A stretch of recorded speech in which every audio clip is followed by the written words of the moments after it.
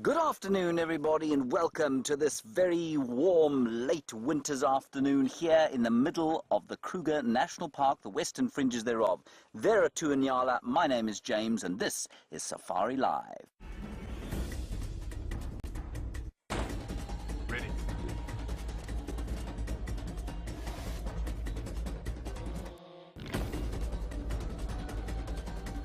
Standing by.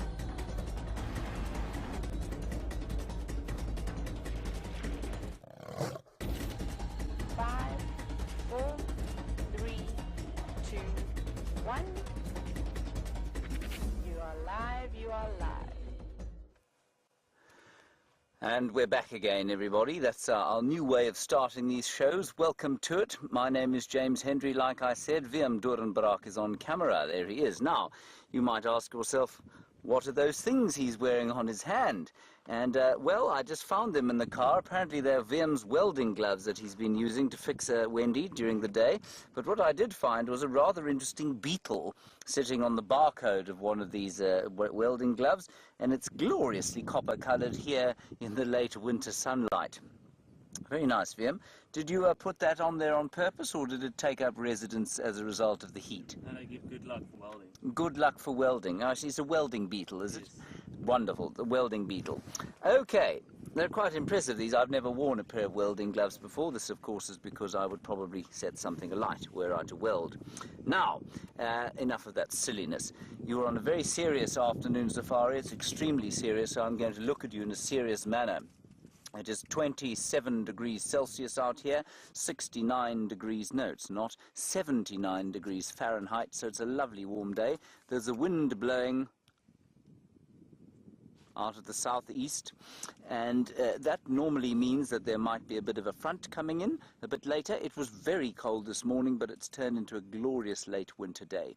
Please talk to us. We're completely live. Hashtag Safari Live. Questions at wildearth.tv throughout the course of the afternoon. On the other vehicle is Jamie, and she's being filmed by Jeandre, is it? Is Jeandre filming her? Jeandre, the inimitable one. He of the dreadlocks. Disgusting things. Anyway, he is out on drive with Jamie, and they'll be scouring the landscape, probably for those Styx cubs that were around this morning. We're going to head towards Buffelshoek Dam, see what we can find there. I know there were some white-faced owls pretty close by there. I really want to see those, see if I can get a picture of them. So that's my plan for the afternoon. Okay, welcome to it. Let's get on with it. It is, of course, the weekend.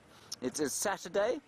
I don't know if Erin in New Zealand is watching. Erin in New Zealand, of course, one of our regulars from New Zealand, who will be most pleased to know that the Hurricanes of Wellington beat the Lions of Johannesburg today in the final of the Super Rugby competition. Most of you, that will be completely meaningless for, but perhaps to Erin and any other New Zealandish viewers, it'll be a source of some pride. It is a source of some disgust and sadness for those of us who live out here.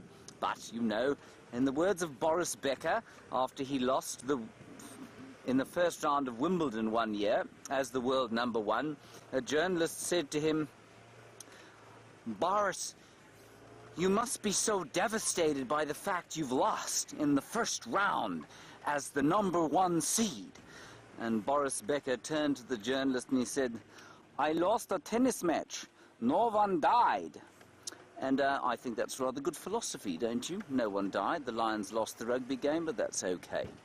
Right, enough of my philosophies on life. Let's go and find some biology to show you. In terms of biology, there's inescapably less of it around our camp at the moment. The elephants came for a visit last night. I stuck my head up. My bed sort of is just underneath a window, and I sat up and knelt next to the window, and I couldn't understand why I couldn't see outside until I realized that there was an elephant standing 1 foot from the window. I kid you not. It had filled the frame of the window, and I was dreadfully worried, of course, because my golf net is just behind there. I have a golf net just behind my room where I hit a ball every so often, badly. And I thought, well, that's it. This elephant is going to stand on my flimsy golf net. And almost as I thought that, he took a piece of leaf off the combretum tree that he was eating from, put it in his mouth. Then he turned and he looked at the golf net, put his trunk out, and then he just reversed gently out and walked around it completely. He didn't touch it. It was the most amazing thing to watch, especially at 2 o'clock in the morning. Unfortunately, he then returned, and I'm sure Jamie and Brent told you about this. He returned a little bit later to the front of the camp and destroyed a fig tree that used to be. That was a cow. Yeah, I saw her. You saw her, did you? 11 o'clock. 11 o'clock at night, that was a cow who did that. And apparently she nearly pulled it onto my car, which probably wouldn't have been a bad thing if I could have claimed insurance for it. Okay, let's head across to Jamie, find out what her plans are, and I'll see you hopefully with some white-faced owls. Good afternoon and welcome to our portion of the Sunset Safari. My name is Jamie and I have Jean-Andre on camera with me. And our plan for the afternoon, as James so graciously laid the foundation for that, is to go straight across to where those lion cubs were seen this morning, to see if perhaps they have stuck around as it started to get a bit warmer. This morning, Brent was telling me this hilarious story, for those of you who missed the sunrise safari. He'd put the vehicle into low range in the drainage line, so basically it drives itself, which is what I'm about to do, except it won't drive itself through this patch. Whoop. In fact, it won't drive at all, especially if you stall. But what it will do is if you put it in the sand and you have it in low range, please stay in low range this time, thank you. If you put it in low range, it drives itself. He was sitting on the bonnet, chatting to Brian, and a lioness came sprinting past behind some kudu that she was hunting. It sounded like the most amazing experience, and don't you just wish you could have been there to see Brent desperately trying. He must have levitated back into his seat in the car. Oh, let's go this way, trying to follow the off-road tracks. I have no idea where these lions are. But you're welcome to join me for the ride to see if we can find them again in the shade. Now, Rebecca was on the back of the vehicle, and apparently Brent kept shouting, "Quick link, quick link," but without anything in his hands. So, I mean, that's what we do, essentially, if we would like to let the directors know that we've got something really exciting. We grab the mic and you say, "Quick link," or you put it on camera or whatever, and that's how they know to change. But, I think that it must have been very interesting watching Brent shout "Quick link" with no radio implement in his hand. Apparently he nearly shouted it down the Game Drive channel as well, which also would have been very, very funny. So most flustered was Mr. Leo Smith, as you can imagine, because a lion sprinted past him while he was sitting on the bonnet of his vehicle. So fair enough. I'm not judging him at all for that. I'm trying to decide which is going to be the easiest way. I wonder if we'll soon figure it out, I'm sure. We'll find them. I'm following vehicle tracks, so I can't be that far off. And this morning, of course, the highlight of Jean-Andre and myself's morning was we had 2 white-faced owls that we have since given James the directions to, so that he knows where to go. At least I hope he knows where to go.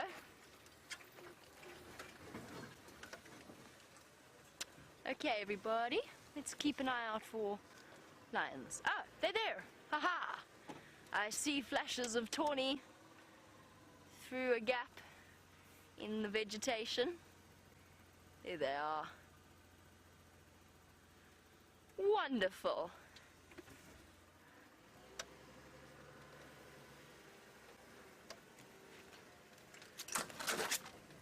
Ooh. That was a slightly near-death experience. Oh, and I do have a story to keep you entertained while we go towards these lions. It's a story about a not-so-positive squirrel. About a week ago, whenever I got into the shower, I thought that it smelt a little bit odd. But nobody agreed with me, and Brent convinced me that it was a blocked drain and that there was absolutely nothing wrong. Anyway, by today, or last night, Brent got into the shower and he came out and it was terrible. The smell was horrendous. Anyway, it turns out there's been a dead squirrel in our water tank for the last week or so. It tried to sneak in to have a drink and got stuck and obviously drowned there. So a not-so-positive squirrel of Inga's water tank, which was responsible for, first of all, making me think that I had completely lost my mind, because I was convinced I was smelling something and nobody else was. And second of all, for the reason why I now smell like chlorine, because the team of Juma very, very kindly and very swiftly and promptly helped us clean out the water tank, which is one of the huge water tanks that then had to be emptied and scrubbed with chlorine. Hello, little ones. Oh, we've got a sleepy pile of cubs. I'm just stopping for now. I know this isn't the best view, but I just want to try and check and see where the other cubs are, so that when we do reposition, we don't run the risk of scaring them. Look at you. What you got? Is it a fly? Oh, we are so spoiled. The Nkuhumas might have moved off Juma for now, but thankfully the sticks have arrived to take their places. Look at that white little belly. I think this is the oldest, one of the oldest looking cubs.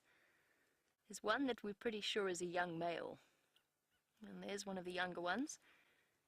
Now these lion cubs are quite scabby. They've got a skin condition that they contracted probably from one of the Birmingham boys, and definitely spread between each other. But as a result, they have relatively scabby ears, a couple of bald patches. It's obviously quite itchy. But all in all, I think it's something that they're going to grow out of. They might still have it every now and again and have the odd outbreak, but otherwise I think they'll be absolutely fine. Okay, let's work this one out. I think it's safe to say we could reposition. Most of the cubs seem to be off in that direction.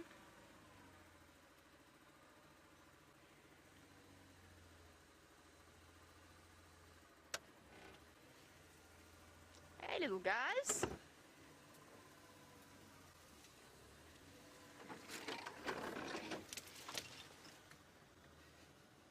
Sorry, Chandra. I'm sorry, Chandra, I was concentrating.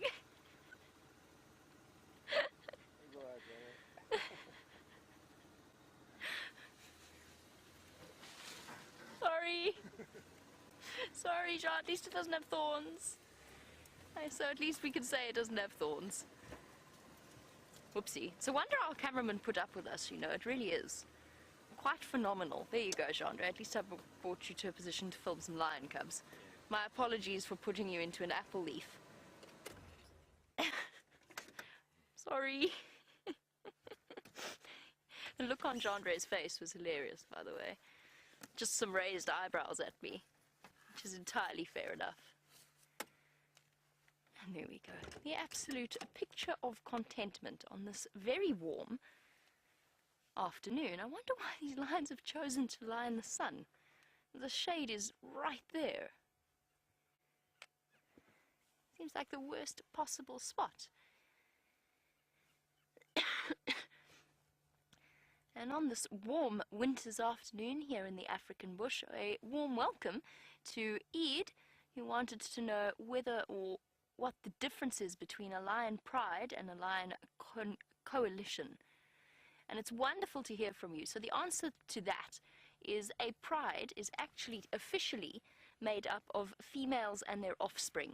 And that can include some young males, if they haven't yet sort of reached the age where they will get up and leave the pride and move on to see if they can find and establish their own territories. But they'll stay with the pride right up until they're about 3 or so years old. So pride is a group of female lions and their cubs. A male coalition is a group of males. Now, males will either move about on their own, but almost invariably they will form a group either with siblings, cousins, or with males of a similar age group, and they will fight for and defend territories. So a male coalition will be dominant over several different prides. For example, this is the Styx pride. We also have the Nkuhuma pride that we relatively regularly see, both of which are within the territory of a coalition called the Birmingham Boys, which is 4 young male lions that took over this area about 4 or so years ago. And about a year ago, and there's 4 of them. There were 5 initially, there's now 4 of them. I don't know where the 4 years ago came from. It was exactly a year ago. And they will move about the area, defend their territory, sometimes go and spend time with the different lion prides that they are dominant over, and they will most likely be the fathers of this good-looking bunch. Well, you know, lying with great dignity out in the sun. I'm getting warm just looking at them. Little one not to be deterred, suckling away. And our 3 lovely Styx lioness.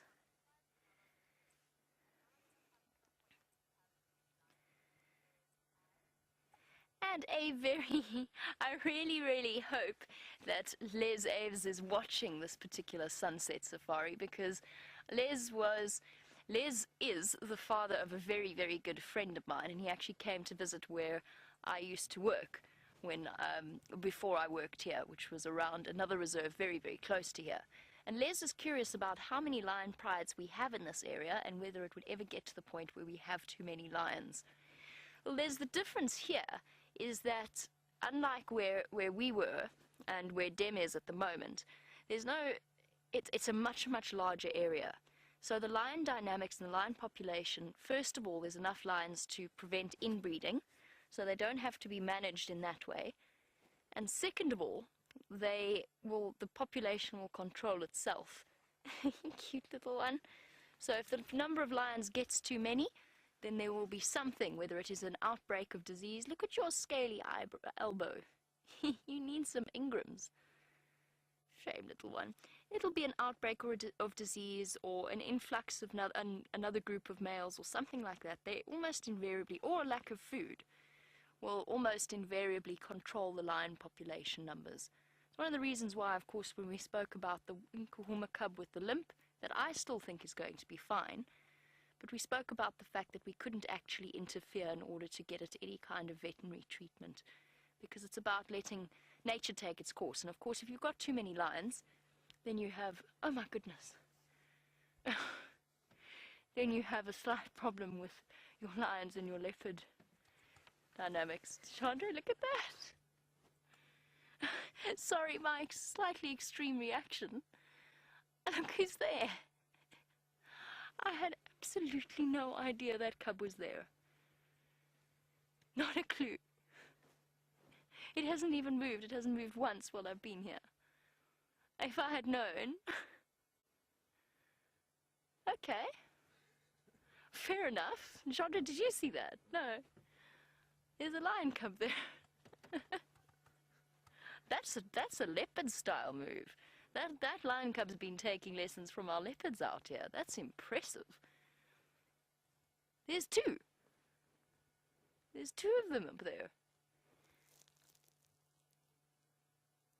That would explain where the others went.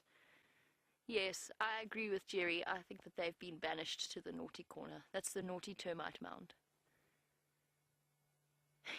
That's where the other 3 are. I thought they were on the other side of the termite mound somewhere, hiding in the shade, because I did do a quick head count.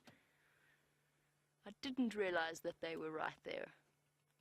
Right, so back to Les's question. Sorry, I got completely distracted by the presence of lion cubs right in front of me on a termite mound at eye level, which is quite incredible. Les's question about the number of lion prides.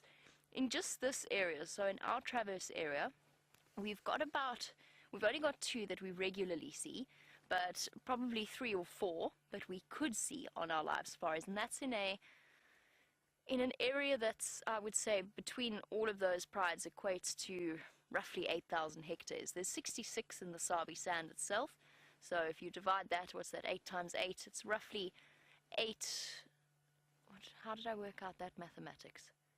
No, it's roughly 1,000, 2,000 hectares per lion pride, not including the coalitions.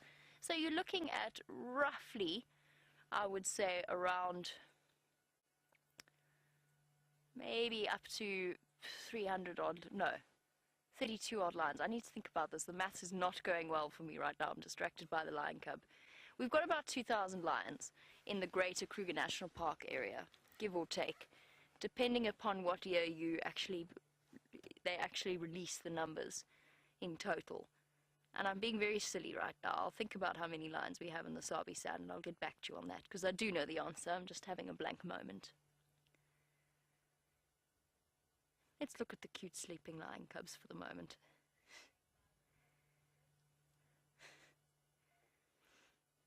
Little cubs. Has it been a hard day? Been a difficult day?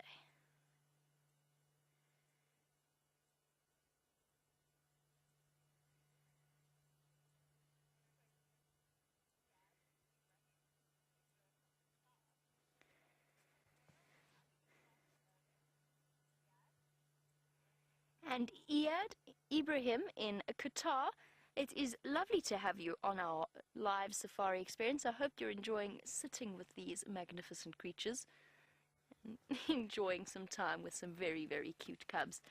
Yes, the males will cross borders. Actually, I mean, if you think about it, our understanding of lion territories is kind of like they are pieces of a puzzle that fit together, but that's not the case. So a male lion's territory, hello, you with the little blue eyes, the male lion's territory will encompass the territories of several different females, and the boundaries are sort of human-made constructs, so they might even extend their own territorial boundaries if the other males are far away, and then move away. So they've got what's known as a territory that they actively defend, and then they've got a home range, which is how far they walk. And male lions can have absolutely enormous home ranges that they walk and they explore. And they will also, yes, they will cross into the Kruger National Park. They can cross, these particular males came from not this area at all. They didn't come from the Sabi Sands at all. They came from somewhere further to the north of where we are now.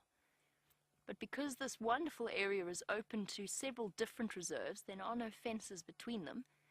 It means that the animals here can roam as far and wide. They've basically got 4 million hectares, close to 4 million hectares of area in which to establish themselves. It equates to about, 8.5 million acres. So it's larger than some small countries, this particular wilderness area, which might not be perfect in terms of returning the wild to what it is, but it's pretty much as close as we can get for the moment. Oh, so sleepy. Very tired lion cubs.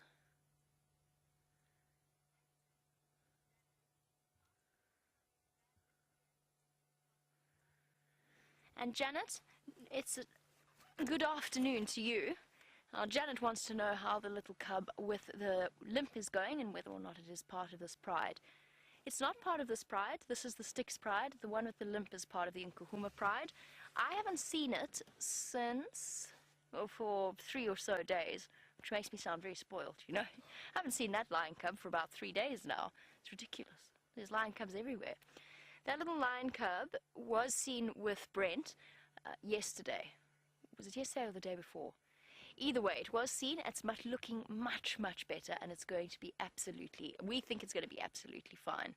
Nasty injury, probably inflicted by one of the other lions during the feeding on that buffalo carcass, but we'll never know for sure. But it's going to be fine. It is much better. And sorry, the reason I'm going slightly cross-eyed while I'm talking to you is somebody's been trying to call me on the Game Drive comms. Standing by.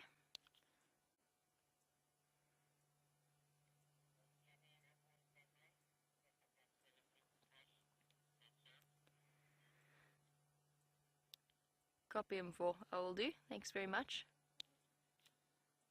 So that was just Herbert trying to get hold of me and wanting to know, or just letting me know that if we pick up on any tracks that he can follow, then he will be ready and waiting to race out and follow up with the usual dogged determination that Herbert shows in terms of his tracking abilities. He was determined to find these lions today, and he did.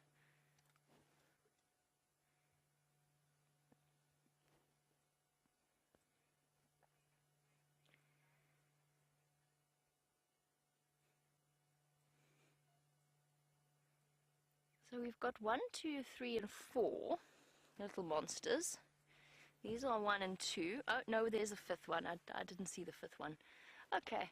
In that case, I think we're all accounted for in terms of lion cub numbers. So there's a little one over there. There's at least 2 different age groups with the Styx pride. These little guys, oh, shame. They seem to be the worst affected by the skin disease. A couple of bald spots, some very scabby ears. Looks very itchy, and I'm sure it is very itchy. Don't they just look the picture of innocence? I suppose, like all things, children included when they sleep.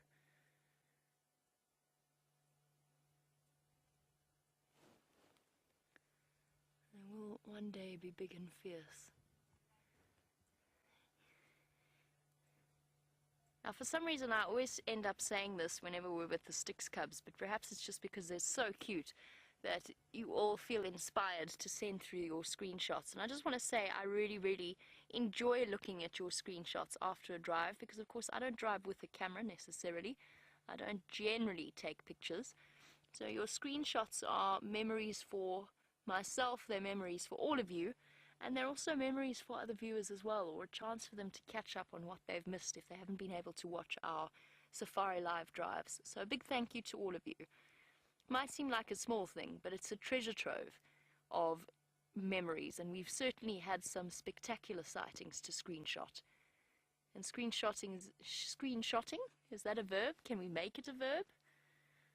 Shall we make it a verb? We shall make it a verb. Screenshotting these little pictures of innocence, I definitely think is an entirely worthwhile exercise. One day we will look back like proud parents or something similar, maybe not quite proud parents, I don't think the Styx females would appreciate that, but we'll look back like proud godparents when they're all big and scary and fully grown lions, and we'll remember this time of innocence and itchiness for the Styx cubs. They're not quite as well put together as the Nkuhuma cubs, but that's not their fault. Shame. Skin disease has obviously caused a great deal of scratchiness.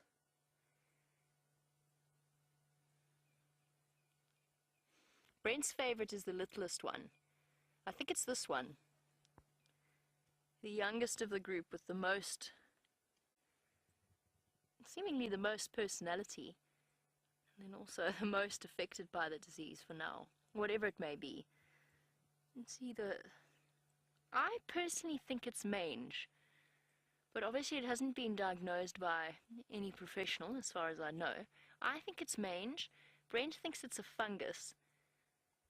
I don't know, I'm not 100% convinced on the fungus part.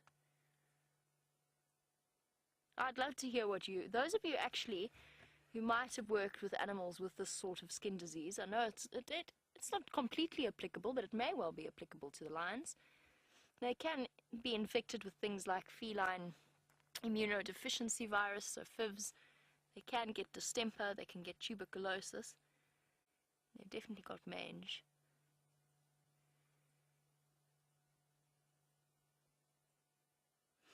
Oh, shame. It's itchy, especially with those. The other thing that doesn't help, of course, is that the flies sit on those patches of skin.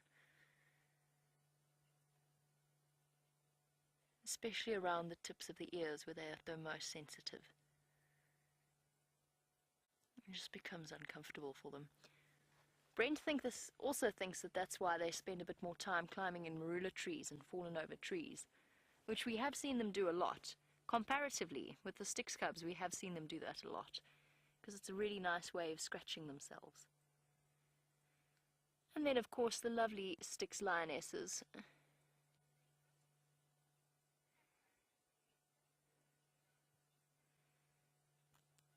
While our cubs decide whether or not they're going to get up and start barreling around and keeping us thoroughly entertained. Oh, cute. Big stretch. James has found one of the other iconic African mammals. Let's go and have a look at what he's seeing. There is a little herd of elephants, everybody, and it's one of our favourite herd of elephants. There's the cow there with her 2/3 of trunk left and her little baby, her earlier baby there, just closest to us, tossing bits and pieces of tree around. And then I think off to the right-hand side there, a sibling. Could be her first calf, but he just looks a little bit too old for me. We've been sat here for a little while now. We did a little Facebook Live of them, and we've been doing these Facebook Live things for a couple of weeks, well, about a week now, and they're just little trailers to try and drive people towards the main channel where we are now watching. And if there are any Facebook Livers around that have joined us on the main channel, hashtag Safari Live is how you can ask us questions on Twitter. Otherwise, questions@wildearth.tv is how you can email us, and it'd be good to hear from you. And remember, tell us where you're from. We had a wonderful question yesterday, all the way from Romania. I think it was Crad was his name. I might be incorrect, but I think that's what it was. Now these elephants are decimating these combretum trees. I think that actually, yeah, it looks like a red bush willow that is being devoured there by that one, sibling to the matriarch, I think. And then off to the left-hand side, the matriarch breaking off other bits and pieces. And they've been digging here for some time, digging at the roots, because that's, of course, is where a plant, especially in the winter, that is where an elephant, is, or at least a plant, especially in the winter months, will store the carbohydrates and nutrients for when it wants to go, or for the springtime, for when it wants to flush its new leaves. So if you can get at the roots, quite a rich source of nutrients, and you know that, of course, from anybody who's eaten a carrot. They really are doing quite a number on these trees. And you can also see they're covered in mud. I think they found a pan somewhere on one of the roads. We're quite close to Hyena Road where there are a few pans, so I suspect they've come up from there, tossed mud all over themselves on this hot day, 27 or so degrees Celsius, 79 Fahrenheit. And because it's a little bit warm, nice to have a cooling mud bath. Do you have a mud bath today, Wiem? I'm going to have mine later. You're going to have yours later. Okay, good idea. Now that's root, everybody. That root has been extricated. That huge long piece of plant has been extricated from the ground, pulled out. I promise you now, with your bare hands, you would not be able to pull that out. Now watch, this is how the elephants do it. See the tusks into the ground? This is fantastic. Look at that. Look. That is brilliant. I've never seen that before. I might be forced to take my camera out, Wiem. Now, Wiem, I want you to promise that you won't show the viewers my pictures, okay? Unless I give you express permission. I see copyright there. Not copyright, no, fear. Fear of my own incompetence. That is really fantastic to see, and obviously that skinny piece of root is a bit nicer to eat than a big fat piece. Perhaps like a baby carrot is nicer than an adult carrot. And I'm sure you can see how the light is quite harsh. It's not the friendliest light, this, and that's normal, of course, but it's made that much more obvious, I think, by the grey vegetation.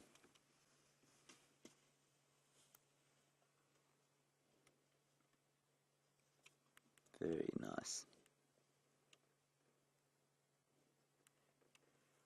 It is quite dry though, isn't it? It really does give the impression of dryness.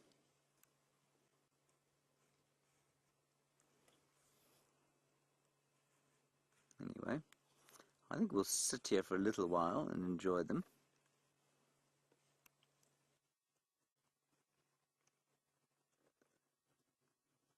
Hello, Kim. You're wondering why the elephants are so blotched and dark. What's wrong with their skin? It is mud, like you've guessed. It's absolutely mud.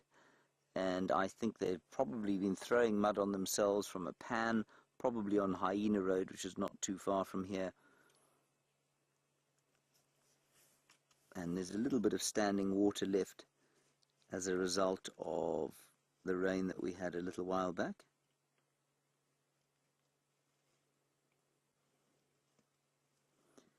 Yeah, this is right into the dry season forage now, of course, and we're into the business end of the dry season.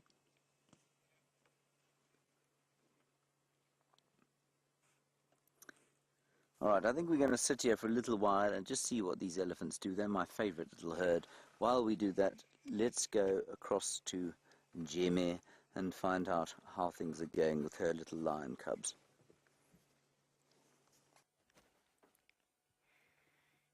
Well, for now we have got a little lion cub chewing on a stick and having a scratch at the same time. The lovely thing about lion cubs is that they're not necessarily sleepy for too long. And even in the heat of the day, sometimes their playful urges slightly overwhelm them, and they get distracted. Short attention spans like little children.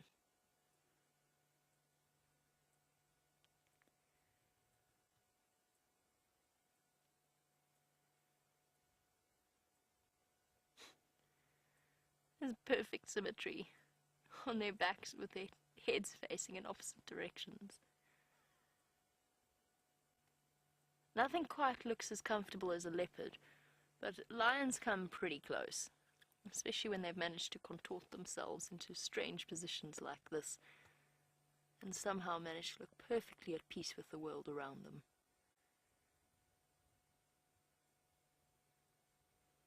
And of course, those of you who are eagle-eyed and familiar with the way that our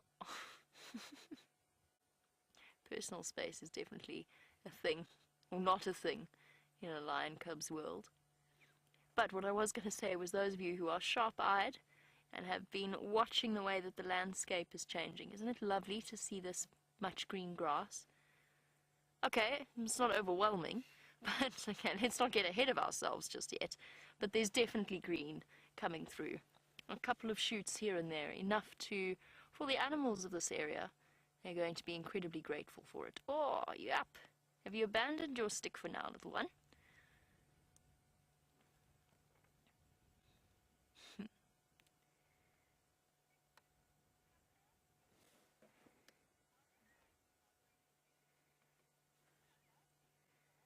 And Tucker, who is 4 years old. Tucker, aren't these little baby lions so cute? Tucker's worried that the bugs are bugging the little baby kittens. And Tucker, not too much. There are some flies that are sitting on their ears, and they kind of like when they come and they sit on us. You swish them away with your hand. The lions do that with their ears. So if you look really closely, Tucker, look closely and you'll see the flies buzzing around the little lion cub's ears. And they are like kittens, just a little bit bigger. So we call them cubs. But they're not bugging them too much. There, you see? The little lion cub is very capable of dealing with it, just shaking his head to displace them, to make them go away. And sometimes, even snapping at them to try and catch them in its teeth. So it's just like us, Tucker. If you've ever had flies buzzing around you, maybe when you're drinking juice or something similar, and then lots of flies come and sit around you, or maybe some bees, it's like that for the lions, but not too bad. And all they've got to do is swish their tail or their ears, and the flies will fly away. And they get used to it, because this is winter. Winter time, we don't have too many bugs. But in summer, we get lots and lots and lots. And in summer, a lion's ears are constantly busy moving around, so they don't even have to think about it. It's totally involuntary, shifting their ears like that. So the lion's ears are constantly moving, their tails constantly flicking in summer to get rid of the flies sitting on their ears. Standing by, James. Sorry, everybody. James just called me in a Scottish accent.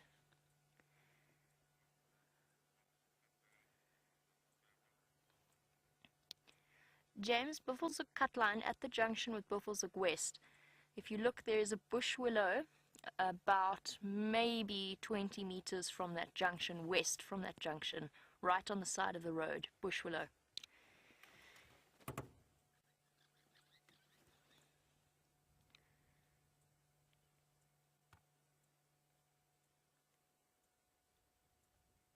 So James was just off asking for some instruction as to how he gets a bit closer to, trying to find those white-faced owls.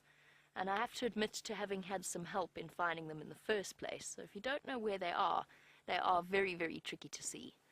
Which is, of course, why they look the way they do. But James can talk about that when he's managed to find them, which I have complete faith he will do. For now, our lion cubs settling down. The milk bar is open once again. And you have to have some serious respect for these lionesses. that their bodies are able to keep up with the needs of as many cubs as they do. And of course they allosuckle, so it's not just their own cubs, it's the cubs of other females as well. So she's lactating and the lioness at the back. It also looks as though she has, no actually, sorry, I'm not 100% convinced that she's been suckled from in quite a while. She was lactating at one point, but it doesn't look like her belly's got the marks from the cubs suckling. What that means is that one lioness can have 4 or 5 cubs, even up to 8 at one time, battling over access to her milk. Jandre, how many did we see? It was 5 or 6? 6 maybe that one day. The first day Jandre and myself ever saw the Styx cubs properly, and in fact it was my second sighting with the Styx cubs, but I'm not sure the first one really counts. They were about half a kilometer away, off our boundary, and we were fully zoomed in to try and watch, and then the female rolled over and we saw a cub once.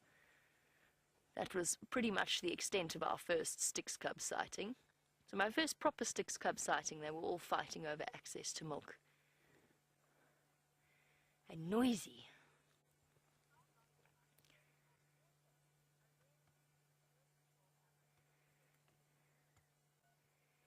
And hello to Jason, joining us once again on our sunset safari. I'm also keeping an eye on what's happening on the termite mound, just in case our lion cubs, not leopard cubs, lion cubs, decide to come a little bit more into view. Jason was wondering how long a lion can go without drinking.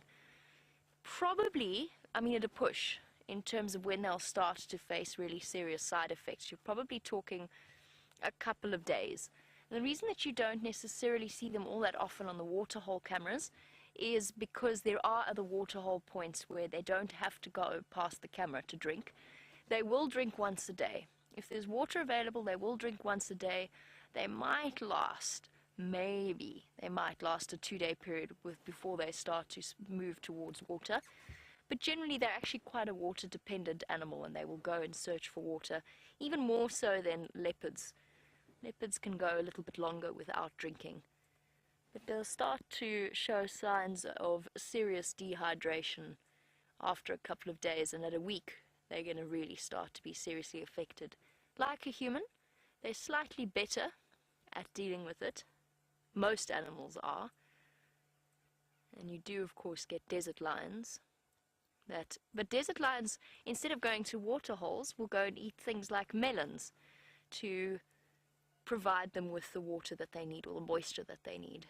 So while our cubs enjoy their milk bar and we wait for the rest of them to come down from their hiding space in the termite mound, true to form, Mr. Henry has managed to locate those white-faced owls, so let's go and have a look at them. Well, I'd love to take credit. I did have to get directions from Jamie, as you saw, and there is a little white-faced owl. Isn't that wonderful? Jamie found them the other day and came back, I think, today to check, and they're still here, and I dread to think how many times I've driven past these things. That is the white-faced owl, and there's another one just underneath, which looks slightly emaciated, but probably isn't. I think it's just turned around, and it's also a youngster. You just try and move slightly. That's not going to help you, is it, Liam? I'm just going to go a little bit forward. Now, what you can see there, I haven't tried this angle. I'm just wondering if we're not going to get a slightly better angle from here. What's interesting is that those things that look like ears are not ears in the slightest. They are just sort of tufts. And the ears are actually below the eyes.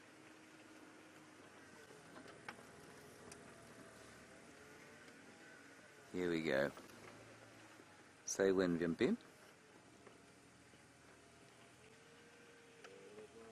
A little bit more. Okay. Yeah, that's slightly better shot. Isn't that amazing?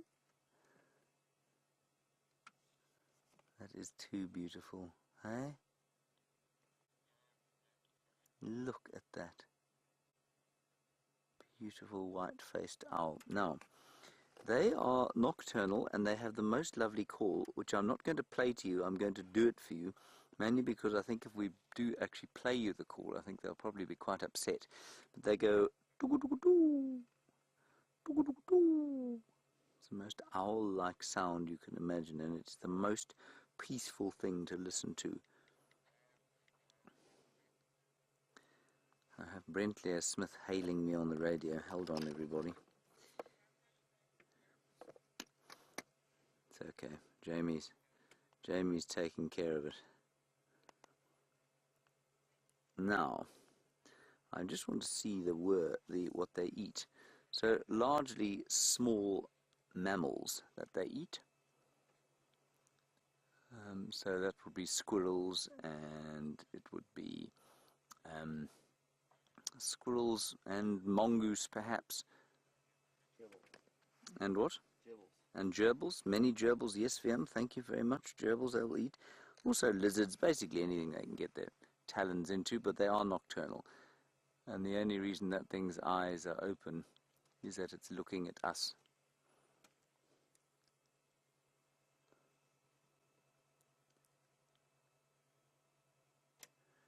Now,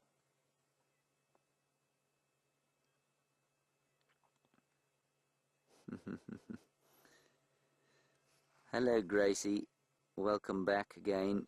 You want to know how big they are? They're not very big, you know. They're about a foot, so about 12 inches. A really big one of these is about 12 inches tall, so that's about the size of a ruler. Now I'm going to continue around this tree and see if we can't get a nice view of the other one.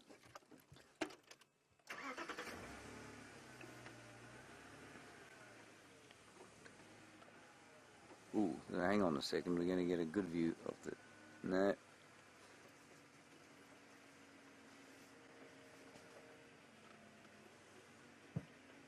Oh, there we are. This is either a juvenile or one with a very severe tapeworm. What do you think? That would be fun. It looks like a completely different species. I mean, if you saw that, you wouldn't even say it was an owl. I'm just trying to find out what a juvenile looks like. I'm assuming that must be a juvenile.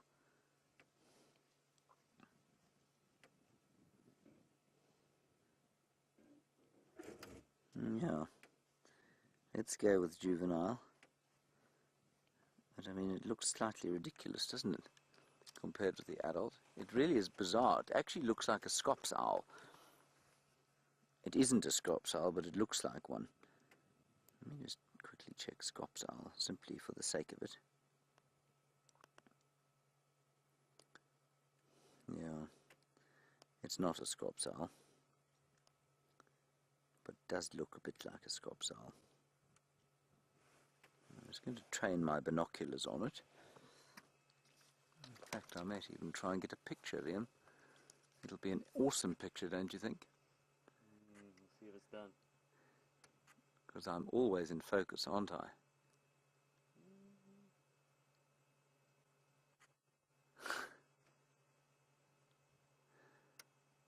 Two fairly harsh critics in camp between David and VM. I'm just having a look now, because it looks so very different from the other one. But it surely cannot be anything but the same species. Surely. I've got to tell you though, hang on a second everyone, let me just go back to the white-faced. No, it's definitely white-faced. And you know how we know that immediately. That's quite interesting. I mean, it's bigger than a scops owl. It's not anything like the same size, but it's got stripes going down the middle of the forehead there.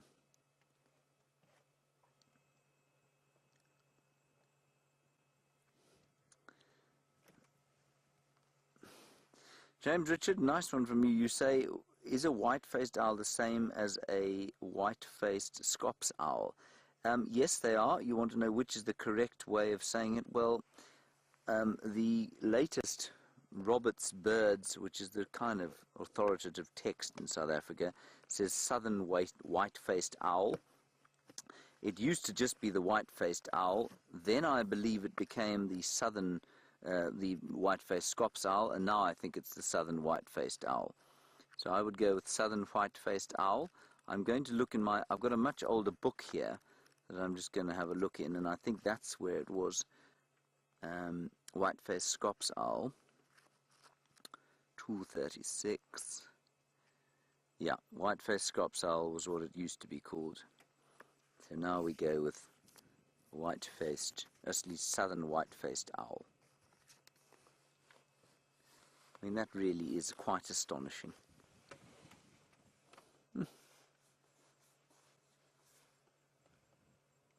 But I think we'll leave these little owls to have a little snooze for themselves, and we'll head off to Buffelshoek Dam, which is just down the corner here. While we do that, let's go back to Jamie and the little lion cubs. And aren't those white-faced owls truly marvelous? I think definitely a new one for several of you that have been diligently keeping track of the various birds on your bird list. Unfortunately for us guys, this sighting is in demand, so at some point we are going to have to leave to make space for the other vehicles. So we're going to absolutely make the most of the time that we have for now. We've still got some time, no rush, but we will actually have to give some space at some point. Hello, you. Oh, so cute. Look at your face.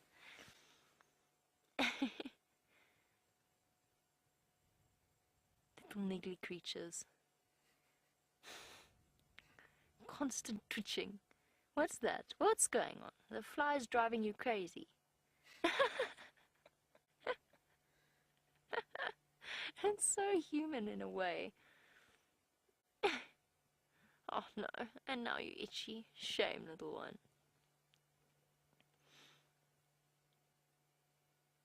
Definitely a bit more scruffy looking than the Nkuhuma cubs. And is clearly very itchy. Oh.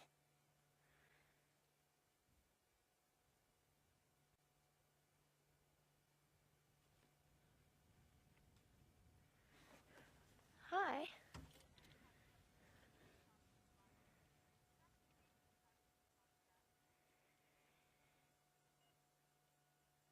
Now, of course, we are enjoying some lovely time spent with our sticks and our Nkuhuma cubs. We seem to have lion cubs coming out of our ears, as Brent described it. 8 for the Nkuhumas and 8 for the sticks.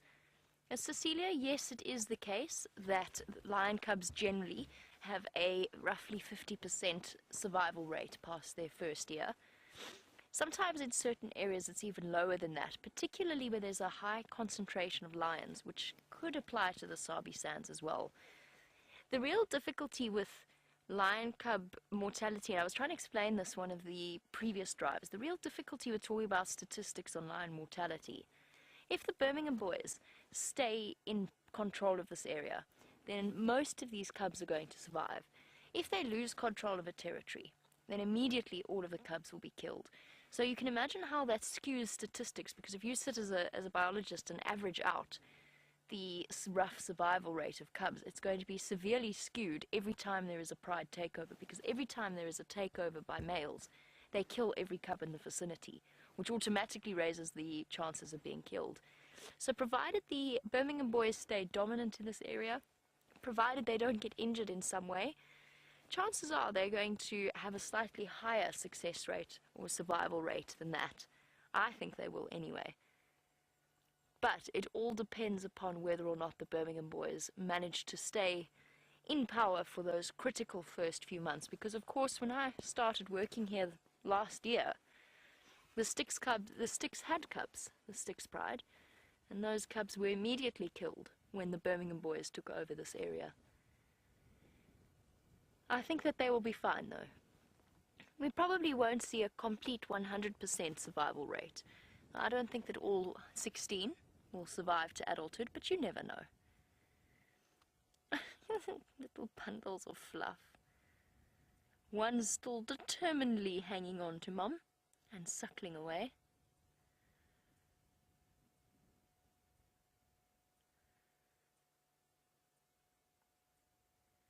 Or just having a nap. Having a clean and then having a nap. Oh, shame. You just see this sort of constant involuntary kicking whenever they want to scratch. Mom's got a bit of an injury on her leg, puncture wound of some sort.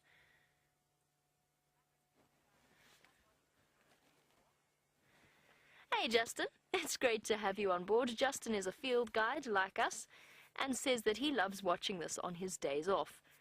I think it's a really nice way to spend a day off, get to see some different animals perhaps. I'm not sure where you work, Justin, but also just to see a different environment as well, I know is always incredibly refreshing. So it's great to have you, Justin. Please feel free to shout any suggestions or answers or anything, perhaps things that you've seen in your guiding career that perhaps I haven't seen or James hasn't seen in whatever way. The best way, and I find Justin will agree with me, no doubt, the best way of learning as a field guide is to spend as much time with as diverse a group of other guides as you possibly can. Because everybody has their own knowledge, their own little areas of interest and therefore of expertise.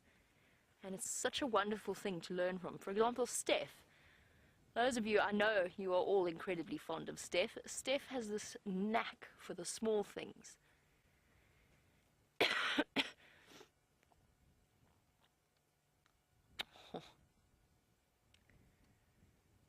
These lion cubs have turned me very sappy. I think it's the amount of time that I've spent with them.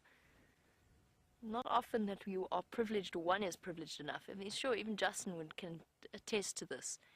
You know, if you've got a group of guests, you try and show them as much as possible. But for us, we're sort of at liberty to spend as long as we want with these animals and as often as we want to, provided we don't get in the way of any of the other vehicles.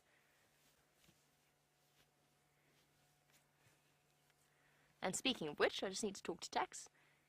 Standing by.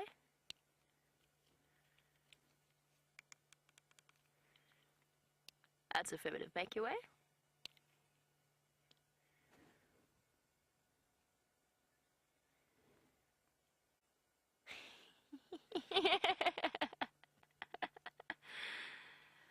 Oh, so what's a casual kick to the face amongst lion cubs?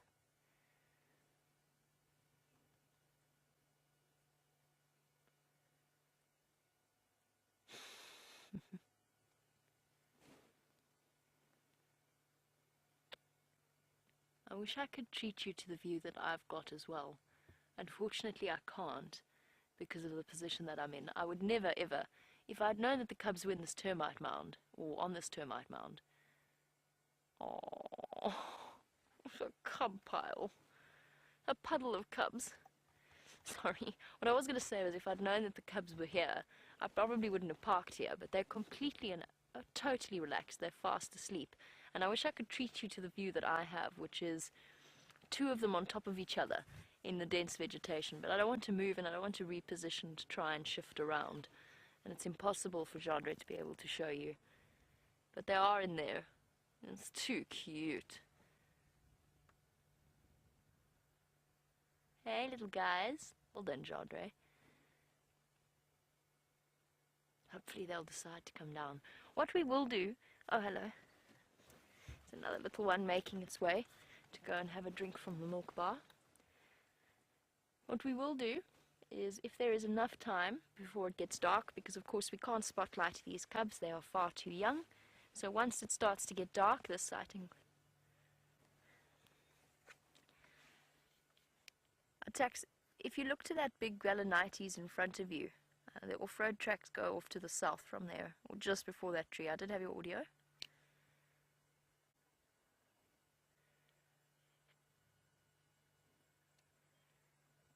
Just helping guide Tax in.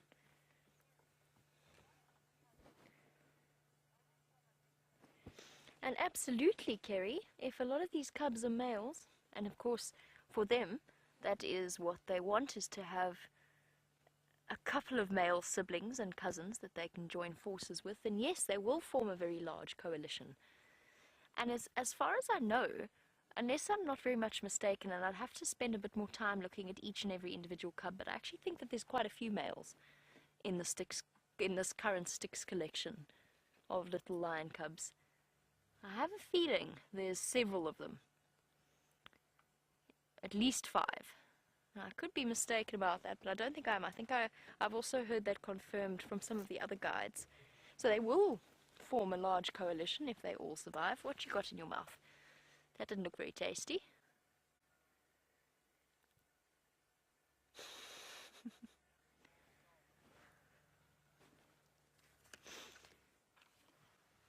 AFM, keep coming. I've got your audio.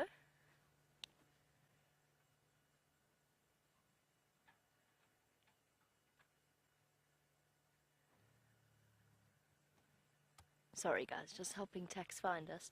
We are in a pretty obscure place if you don't know where to go. But these bonds that are between the siblings for the males, it will be essential for their survival in the future. Poor Junior, the young male of the Nkuhuma pride, didn't have any siblings or cousins to strike out on his own with, which might have been one of the reasons why it took him quite a long time, quite an extended period of time, to actually leave the rest of the pride. But the bonds between these male siblings and cousins will be very important, as well as bonds between females, because who else is going to scratch between your toes for you? Oh, that is his own foot. I thought it was the other cub's foot. I got confused about where one cub started and the other finished. Oh, shame. Scratching between the pads of the toes. Oh, that looks uncomfortable.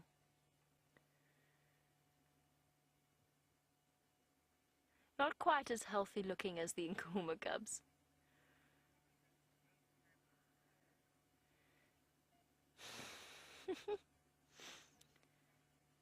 No sucking your thumb, little one. Or biting. Don't bite your nails, perhaps, is what I should say. Don't bite your nails. It'll form bad habits for the rest of your life. While our cub nibbles away at the itchy spots between the pads of its paw, let's go over to some other birds with James and find out which species of francolin he has. We've got some beautiful little Coqui francolins here, everybody. A pair of them. That's Mrs. Coqui. Mr. Coqui with his golden head is just beyond there. There he is. Very peaceful Saturday afternoon stroll they're having off into the western sun. Oh, there's a third one. You see it there? Yes, well done. Third Coqui francolin, a little covey of Coqui francolins, everyone. And that's quite special. I think they're the most beautiful francolin by some margin. I'm even trying to get a picture of them. Right, let me turn that off. Now they've got such a lovely call.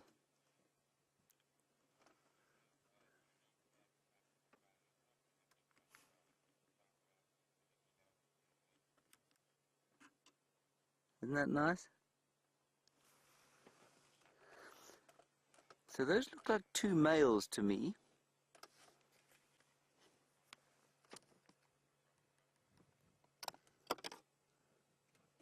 Right, I don't know how much time Jamie's got left with those lions, so let's go back there and spend as much time as we can with those little cubs.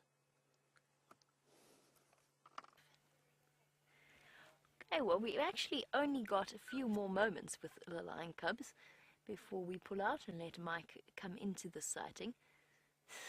But this is just too good an opportunity to spend time away from them. Oh, I don't want to leave. I want to stay. But we have to. Of course, everybody's, just by the way, I'm being sulky about it, but I'm not, of course, because everybody deserves an opportunity who comes to visit these areas to see something as wonderful as this. And because we don't want to stress the cubs out, it will only be 2 vehicles that can come in here at a time. That does mean we all just have to share and share alike. And we've had... Oh, did you get your claw stuck in your mouth by any chance? Our little cub is still furiously working away at its paw. Nibbling.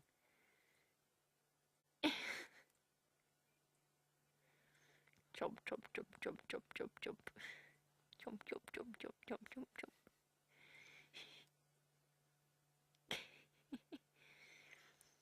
You gotta improvise when you don't have your own chew toy. Look at its mouth. It's so cute. Sorry. Okay. Sorry, I'll go back into not ridiculous mode. I'll try and control myself and reintroduce some professionalism. It's very difficult not to coo, though, when you're sitting with lion cubs. Jenny, you wanted to know how old they are. I would say that this set, these are some of the older cubs. They must be about coming up to 4 months old now. The oldest one, I think, would be about 4 months old. The younger ones are around 3 or so months of age, give or take. I don't know their exact ages. So I don't know their exact dates of birth or when they were born, because of course the lioness goes and starts to look for den sites just before she gives birth, so it's impossible to say exactly when she had them. Up the ankle now. A thorough scratching. Nibble, nibble, nibble, nibble.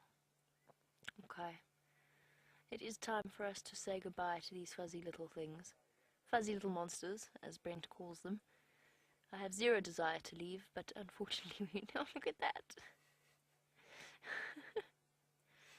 Which part belongs to which cub? A puzzle for you all to figure out at home. Here's a hint. Those are the back legs of the cub chewing its front foot.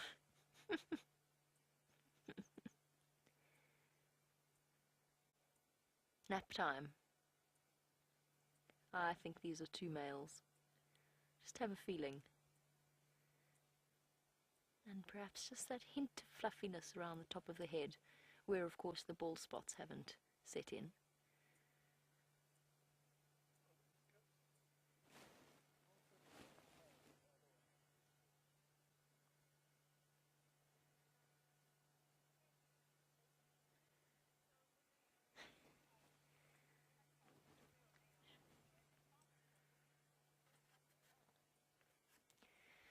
And Bethany, if the Styx cubs or the Kahuma cubs form their male coalitions, they will not join their father's coalition.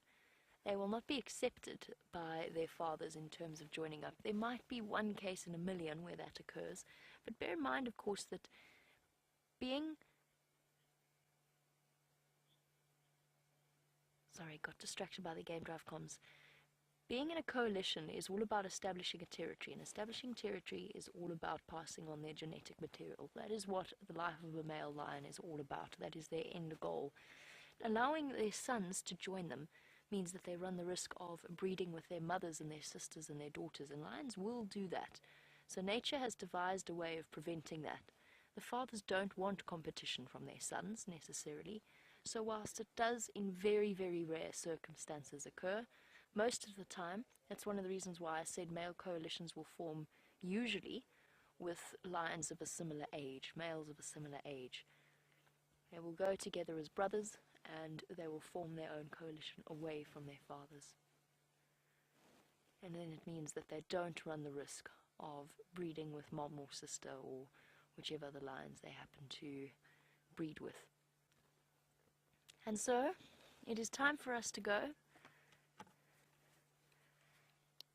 Mike for Jamie. One last look at the little bundle of cubs. Make your way. I'm going to pull out. We'll come back. I promise. Or at least we'll try to come back. And as we negotiate our way out of this area, and so that I don't put Gendre back in another apple leaf, I can make sure that I'm focused on perhaps not doing that to him. Let's go back to James, see how his afternoon plans are going.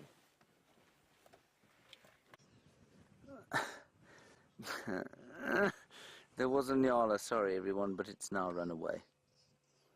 It was standing just underneath that torchwood tree, so beautifully framed, but unfortunately it heard that it was going to be on TV, and so it left, as you came here. Never mind, let's just move on.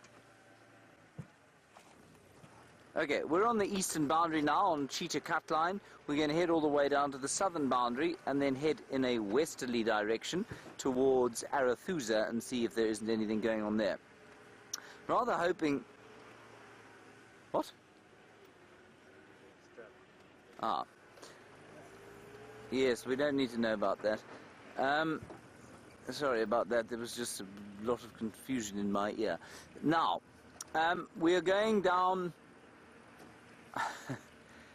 We're going to go to Arethusa. What we're going to try and do is find the evidence of whether Karula's back or not. Oh, there's another herd of elephants right up here. And then we'll see if we can't find tracks of shadow. Here we go. Beautiful herd of elephants here, much larger than the other one. Just ease our way slowly down. Don't stop, Wendy, you recalcitrant bat. Good. And a really beautiful herd of kudus. Isn't that nice? How beautifully hidden they are there in the trees. They're almost as fascinated by Wiem as well as he is by them. Wiem, do you think they're looking at you or me? Probably you. No, I don't think so at all. I think it's the fact that you look like Paul Kruger.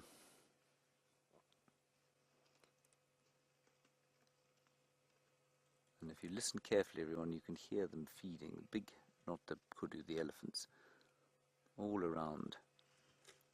Quite a large herd. There's probably about 10 or 15 animals.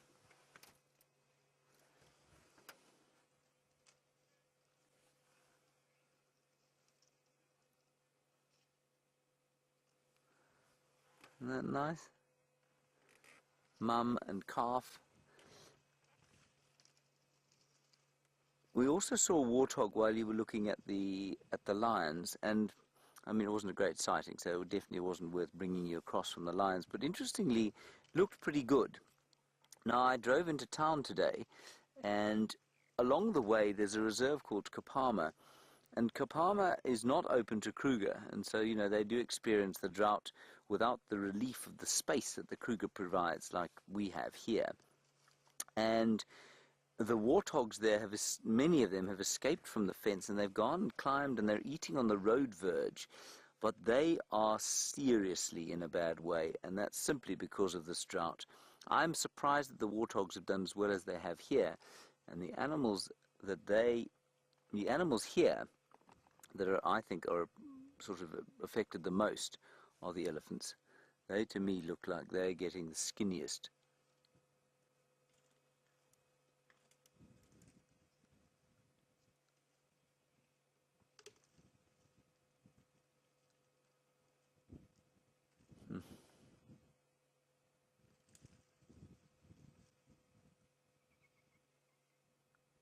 Let me move just a little bit forward.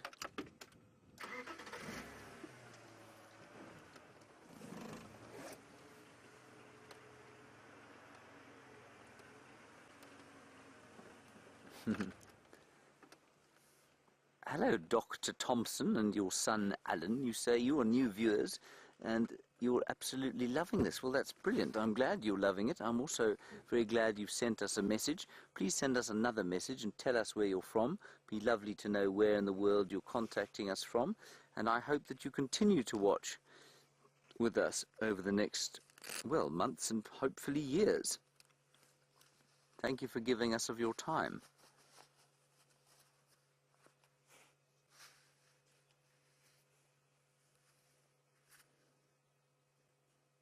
Just a wonderful sight, this. And they're not far from us and totally unaffected. They're probably standing about, I don't know, maybe about 15 meters from us, 20 meters. That's about 60 feet, 60 to 70 feet, completely relaxed, totally ignoring us.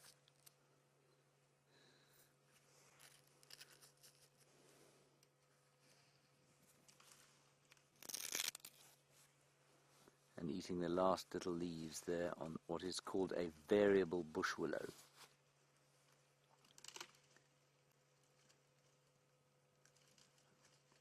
You can hear the crunching of the bark. They will eat the leaves, but at the moment trying to get hold of that bark, that inner cambium layer, the vascular layer that carries the carbohydrates and carries the water. That's the living part of the tree. The wood is dead. There is almost zero nutrition in the wood at all. It's largely a chemical called lignin, and lignin is almost impossible for any animal to digest.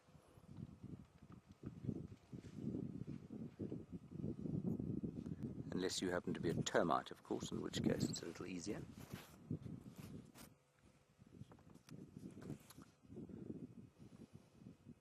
And the little one, if you look carefully, the little one there is trying to use its trunk to pick a leaf or two off the tree, but it just doesn't have the coordination yet. It's also very happy because it's now got some entertainment. That entertainment, of course, is us. And while it sort of lifts its ears out and looks at us curiously, it backs into Mum just so that it can feel the comfort of her presence.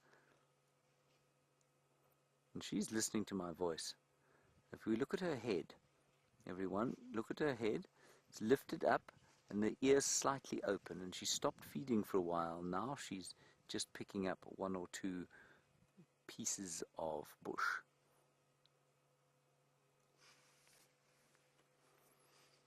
And all the way from Vancouver, Debbie, you say you love these muted colours, the grey, the brown and the orange.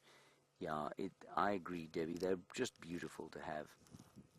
And I know for some, a landscape like Viam's just showing you there might look quite harsh, especially if you come from a rainy place like Vancouver, where I think it's probably green or possibly white with snow during the all-winter months.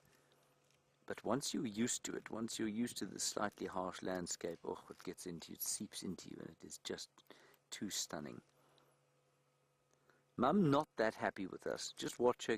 Just if you look at her carefully, her head is up above where it would be normally. She's listening to my voice. She's watching us. And it's almost like she said to the calf, you know what, let's just move away here. I'm just not that comfortable.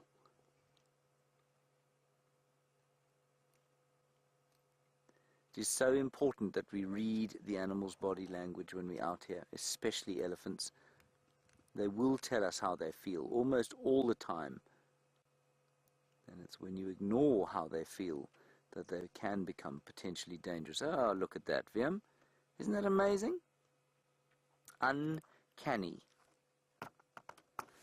Every single animal I ever look at, everybody likes to believe itself in full view. That's either because they are treating me with the ultimate disdain, or because I make them feel so absolutely comfortable with themselves that they just don't feel embarrassed. I'm going to hope it's the latter, but suspect it's the former. Now, these kudu are coming up right close to us. I'm just going to start and move it. Shall I go a little forward, Vimpy, or is the sun going to be a disaster then? You'll handle it. I've no doubt you will. Oh, you want to go forward? I think she's going to come out into the open here.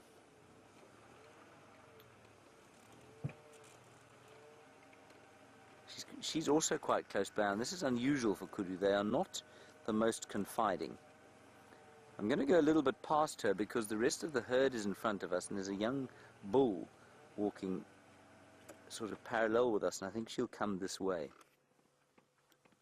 Yeah, look at those colours. That's exactly what Debbie's talking about, the copper and the slightly yellowy green and the browns and greys. Isn't that lovely?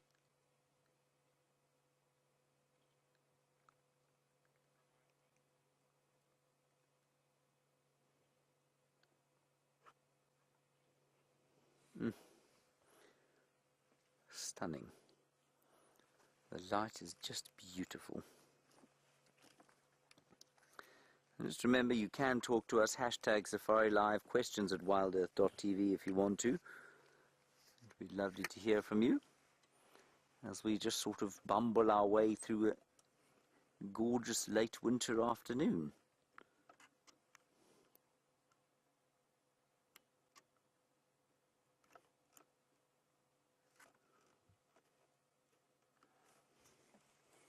Here she comes. Come on. Look, look, look, look, look. Isn't she lovely?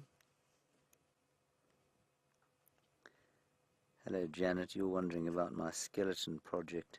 My dance partner, Nigel the Nyala. Nigel, Janet, is still currently being devoured by flesh-eating beetles. His carcass is not yet clean. I haven't, to be honest, checked on him for a little while, so he might be pretty much clean by now. So I will go and have a look, but that's where he is. He's sitting in a plastic container being cleaned by some flesh-eating beetles.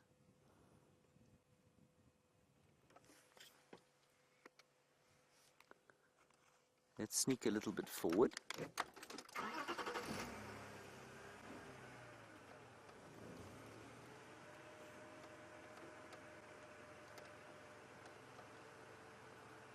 Now, you see, you've got to build up the trust with these things, and I think sometimes, you know, in fact quite often with animals like kudu, we drive up quite quickly and then we stop and then we move away and we make a noise, and they don't really ever get used to us. But now, I mean, this kudu's 10 meters from us.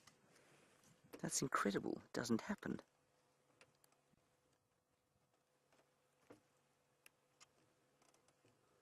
Can't believe it.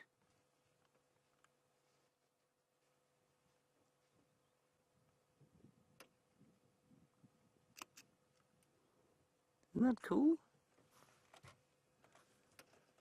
Gee, this is a great sighting, everyone. It really is. Very unusual.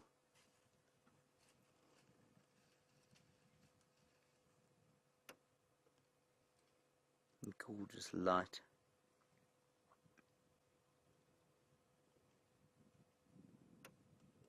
And I'm going to spend a little bit longer with these kudu because I just think they're too magnificent. Let's head back across to Jamie. She's got something much larger and possibly a bit more close.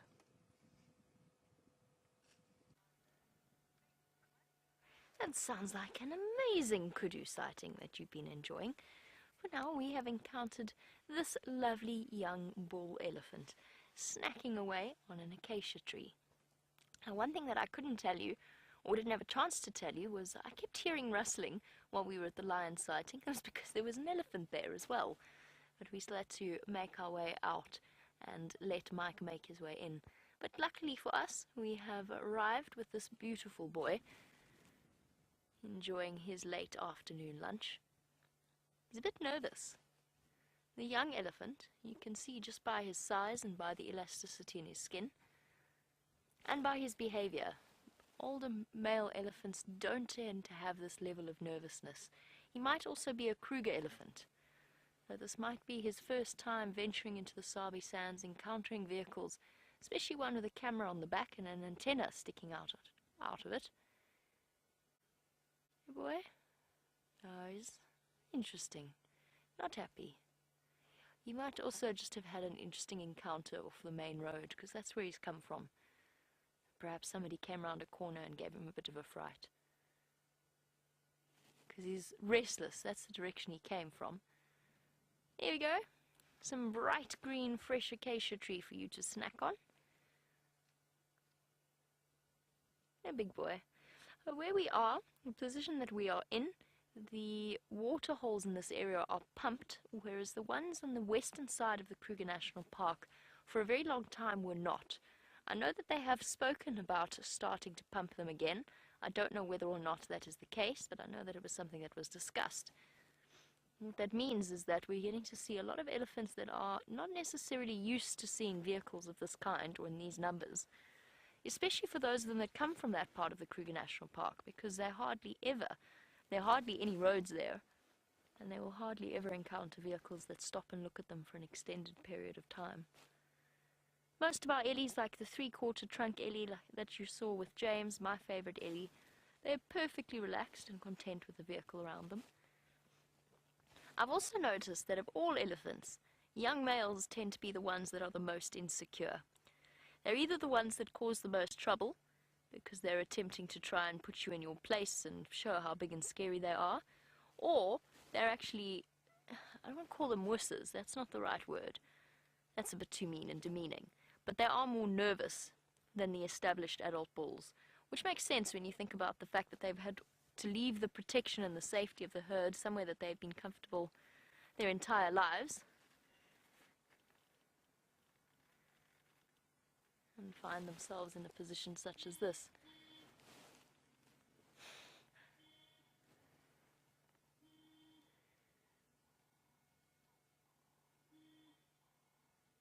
There's nothing. There goes James.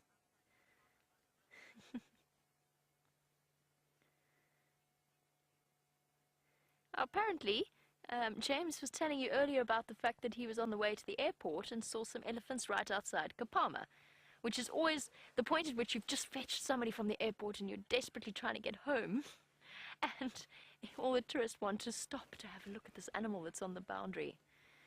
And it's a good point from Liz, which is she doesn't understand why the various... there's some more ellies on their way. I can just see grey shapes moving in the darkness. Oh, wonderful.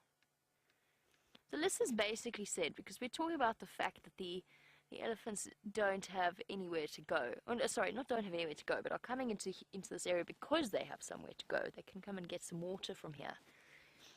And Liz wanted to know, or said, we can't understand why neighbouring reserves wouldn't want to open their border to the Kruger National Park. Truth is that most of them have. The difficulty is there are some situations where there's farms in between the different reserves, or private land, or whatever it might have. And whilst I fully agree with you, Liz, I fully sympathise with exactly what it is you are saying. I would, if I owned a piece of land, nothing would give me greater joy than to open it up to the animals. Sorry, I'm going to roll forward because we're going to have a spectacular sighting. Hello, everybody. It's a huge herd of elephants on its way. No wonder this male's so... Oh, wow. There's a beautiful big bull coming up on the right. Oh, this is so atmospheric. I can't begin to tell you. It's just got this wall-to-wall of elephants trundling towards us. Oh, it's a beautiful feeling. Hello, guys. I'm here, just by the way. Please don't let me come as a surprise to you all. Hi. Hi. Hello, Mum. All elephants of all ages on their way straight past us, and I've got goosebumps. I don't know why. There's just something about the sighting that is really spectacular. Hello, Mummy.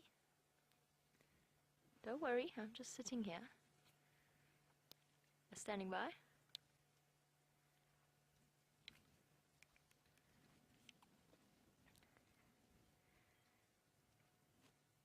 Copy, thanks. There's actually one with this herd as well. The station's Clomine Love, crossing Ledwood Road, Mobile North.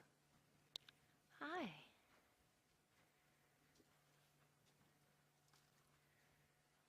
Oh, there's some babies. There's some of all ages. Elephant crossing.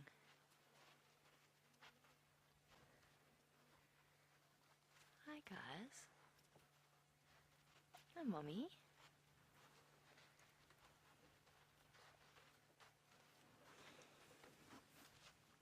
I love this feeling.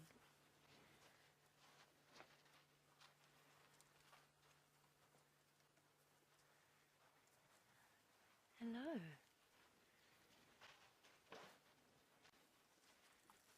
We are so privileged to get to experience moments like this, and things are about to get even more interesting.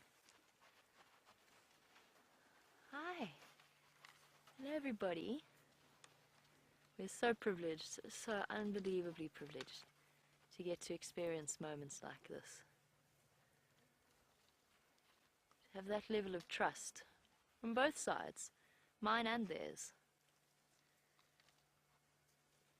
Hello, beautiful boy. You're magnificent and you're in must.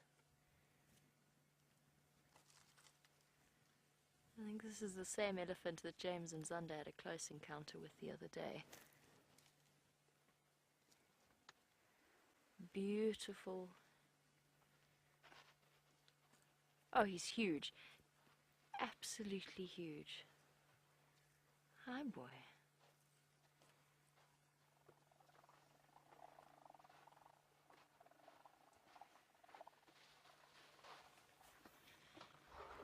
Hello, boy. Hi. Hello. You totally have my full respect. Big boy? Absolutely.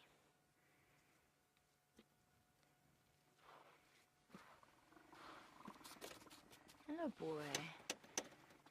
Hello. All right. Okay.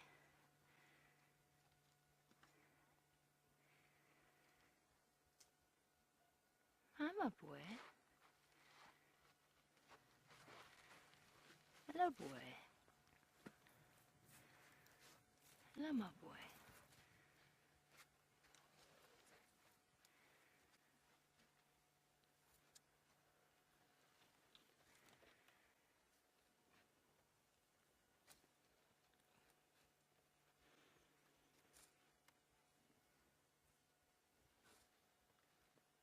Thank you, boy.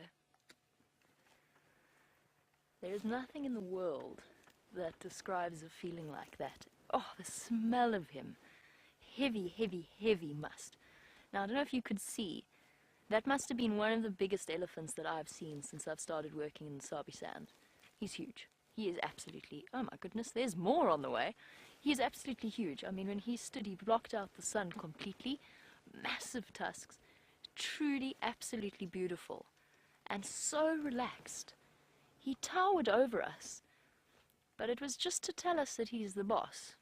That's all it was. It wasn't aggressive. Did you hear the rumble? Could you hear that rumble, Jandre? When he came up to us. The beautiful deep rumble. I don't know if he was talking to us or if he was talking to the rest of the herd. And he was talking. I like to think it was to us. Very clearly telling us to mind our business.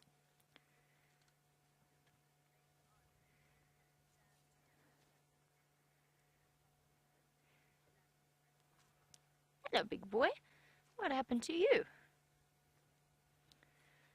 Now, funnily enough, sometimes the bulls that are not in must are actually the ones that are slightly more tricky because they're being pushed around by the other big must bulls and they want to show how big and scary they are. Hello, big boy. How's it? You're also huge.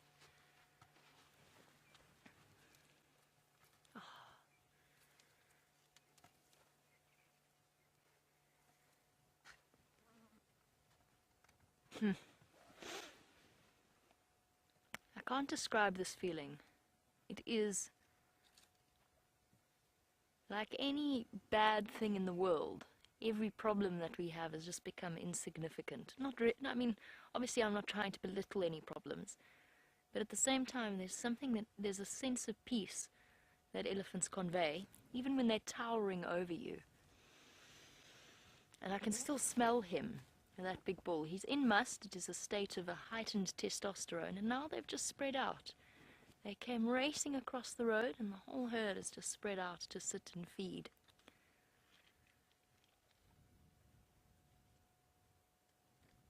Oh, absolutely stunning. I really do. I lose my power of speech, and indeed my vocabulary, when something like that happens. Jandre, how do you feel? Your heart always goes faster. Jandre's giving me a thumbs up, by the way. Your heart always beats faster when something like that happens. There's this awareness that if they wanted to, but they don't, that's what you keep reminding yourself, but if they wanted to, all he would have to do, we're probably about, what would we say? He's a big bull. I would have put him at least 7 tons, maybe even 8, maybe a bit less, but I would say around 7 tons. We weigh maybe a ton, probably less. So for those of you, did you get screenshots? Chandra, I wasn't watching, I was watching him, so I didn't see what happened there in terms of the camera. But did you get a sort of an idea of him on the next to the vehicle at one point? So for those of you who got screen grabs, what I'm going to do, and you will be familiar, I'm going to take my earpiece out, you will be familiar with this process. So what we often ask our viewers to do is, if you got a screenshot of him, and I thought about asking you at the time, and then to be completely 100% honest with you, I didn't, because I was watching the big elephant in front of me. But if you got a screenshot of him standing right up next to the vehicle, why don't you screenshot me now, standing on the front of the vehicle. I've done this before with an elephant herd. Some of you may remember it involved a frog and a startled word when I last did this, because there was an elephant that I didn't realize was there. Oh. So, is that a good position? I don't know what the screenshot was like or what the framing was like. I was distracted. I'm a little bit closer than he would have been. But it does give you a sort of a rough sense of perspective. In terms of my height, he was probably... I'm not exaggerating, I'm not doing the I caught a big fish thing. He was probably... He must have been even taller than that. He must have come up to about here, in terms of his relation to the vehicle. Imagine what we must... Actually, this is quite an interesting perspective. This was his perspective. Chandra, you look very small from this perspective. I must look even smaller sitting in that seat. So there you go, sort of rough idea before I fall. It would be great if I did this whole demonstration and then it fell off the bonnet, wouldn't it? Now all we need is a lioness to come racing past.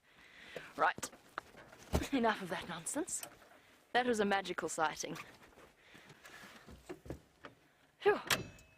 Hopefully they'll go across to Buffelshoek Dam and spend a little bit of time there. Oh, still got my heart beating a little bit. It's never a fear. It's just a sense of awe. That's all it is. Your heart beats faster like your heart beats faster when you see a stunning view or something incredible happens that gives you goosebumps. I think they're going for a drink at Buffelshoek Dam. Slowly. Might be worth doing a loop and going back towards them. I'm going to soak in the feeling that was that elephant sighting and let it all sink in.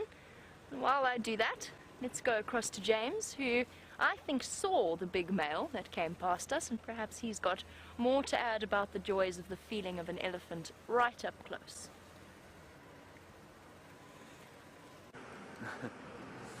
Hello everybody, what a wonderful experience. I don't know if it was the same bull we saw. I think the one that came across the road in front of you was actually closer to the herd. Anyway, we did see a very nice big elephant bull with very large front teeth, and well, I just think elephant sightings like you've just had, they're very special. They just give you a bit of a touch, I suppose, of the rawness of the wilderness. And that's just great. Right, we're now on Arathusa. We're going to go past the airstrip. There is nothing going on here on the radio at the moment, so we are going to basically try and find what we can on our own. We're going to go to the airstrip, past the northern end, and come back up this kind of eastern fringe of Arathusa and see if we can't find some tracks of Shadow, or maybe Shadow herself. I'm still haven't seen the little cub. This makes me very sad, and I want to see her little cub desperately. So that's what our little plan is at the moment. Otherwise, a pretty quiet afternoon out. We'll just turn down now.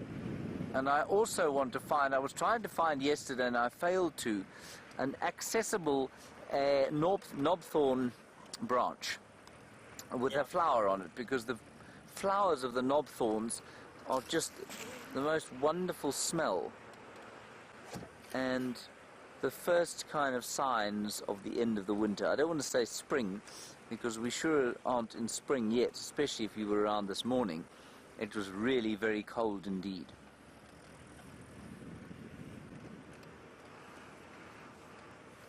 Okay, let's see what we can find on the airstrip here.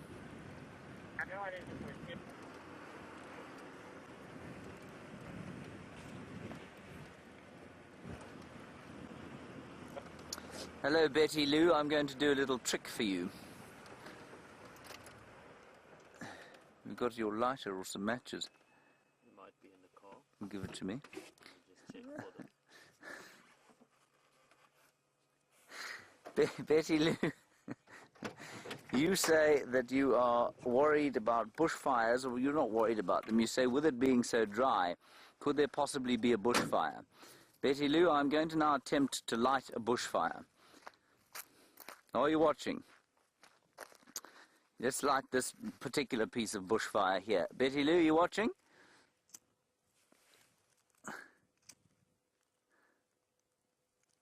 There we go, we've got a bushfire going. You see it there, Viam? Now, Betty Lou, just watch carefully this bushfire as it takes.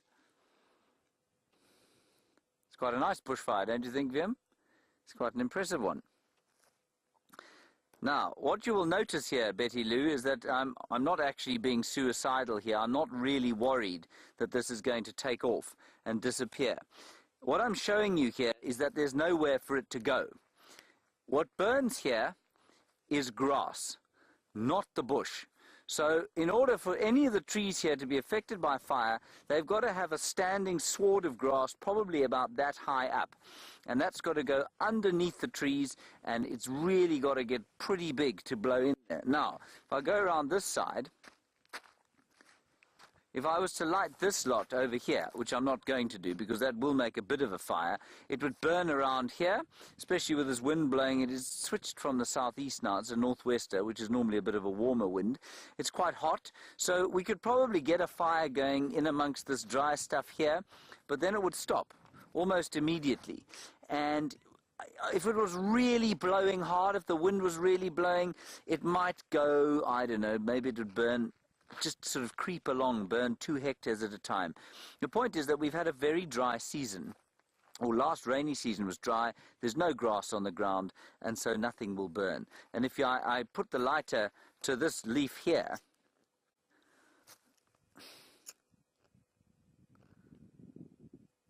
you can't light it. It doesn't burn. This wood just doesn't burn. So it's quite interesting. Bushfires are absolutely, or potential problems, when there's been a lot of rain. So when you've got a large standing sward of grass, then yes, absolutely, you really do worry about them, especially this time of year. This is now fire season we're going into. When it's super dry, the temperature starts to heat up, the winds start to blow from the northwest, and then in September, the lightning strikes. We'll get the odd lightning strike, and that can really start a proper bushfire. Not this year, though. And I just want to allay any fears you might have that I've started a fire and I'm not going to put it out. Here is where our enormous bush... Oh, sorry, Viam. I do apologize. Here is where... Here is where our bushfire is, was, and that's it there. See, it's gone out already. And, I mean, this is the risk is doubly reduced because we have had that rain. So the grass is not actually that dry anymore. Viam didn't say anything, you noticed there, when he couldn't see the bushfire. All he did was this. He just glared at me and he went... explained very, very carefully what I needed to do. Okay, on we go. Thank you, Betty Lou, for that.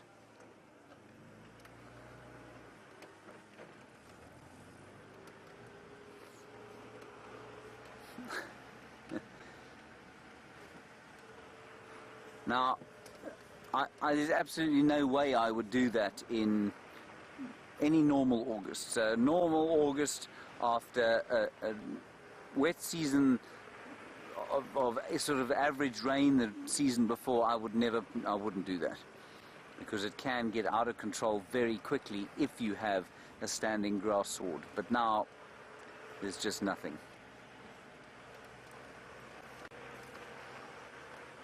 I've been involved with many bushfires in my time, and while it's quite terrifying, it's extremely exhilarating to fight a fire, as long as you've got the right equipment and the right safety protocols and that sort of thing. And especially out here, you know, we don't have It's not like those great big forest fires you have, I think, in places like California or some of the Australian areas, and even in the exotic wood plantations that we have in South Africa. Then it's terrifying. Then I don't think it's fun at all. But in an area like this, it can be quite scary. I don't think it's quite as terrifying as all that, though. And normally at this time of the year now, people are maintaining their fire breaks around the lodges in preparation for the fire season. It's gone, hasn't it? You got another one. There was a steenbok there, everybody, which I didn't think that it thought we had seen it. Oh, there we go, well spotted. And go a little forward. There we are. Oh, brilliant. Isn't it brilliant driving? I am a superb exponent of this. Now? Shall we just leave it? Sorry about that, everybody. That was a steenbok. A little couple. One lost its courage and ran away, and the other stood to watch us. Disastrous. Righty. Onto the open area here. With any luck, wild dogs streaming across the plains. Perhaps the odd lion. Most likely a couple of impala and some pipits. Striped pipits. I hope there's some pipits. I like saying the word pipit. Liam, do you like to say the word pipit? No, not at all. No. I'm sorry about that. Liam doesn't like to say pipit, everyone. You like? Boo-boo. Boo-boo. You like to say the word boo-boo, so you'd like to see a southern boo-boo. Yes, I like to say boo-boo as well.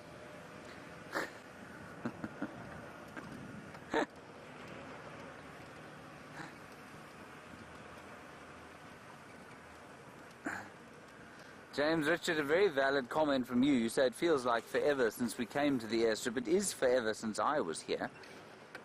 And you say maybe there'll be some jackals there. Maybe there will. I don't see any at the moment. I also don't see any pipits.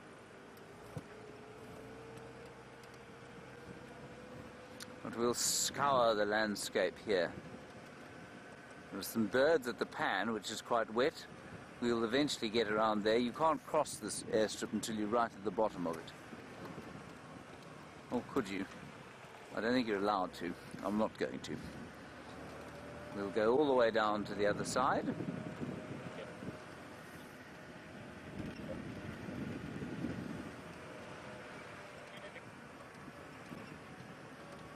No, not much in the way of pipits, or indeed anything else. Oh, there we are. Crowned lapwing, very cross. That's it. Ooh. Hang on. I wonder if there isn't a nest around here. They're very cross.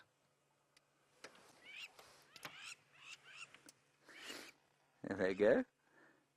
Well, they're having a bit of a fight. No nest. I think they're just bad-tempered. They're just generally ill-tempered birds. Let's just quickly look at something with my binoculars. I thought it might be a jackal, but it isn't. It's a log, obviously. Not unusual. Okay, let's carry on.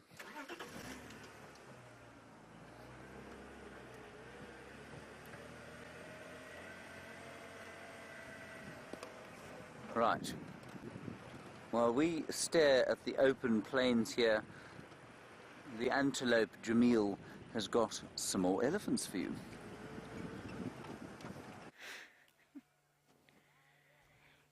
Seems as though it is an elephant-filled afternoon, and I, for one, shall not be complaining in any way, shape or form.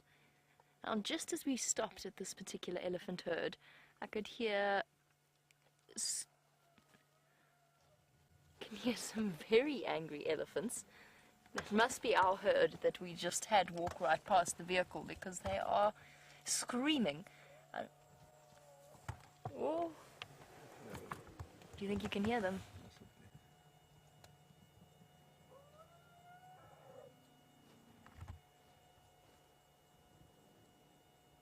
And now our elephants are talking in response, communicating to each other through those low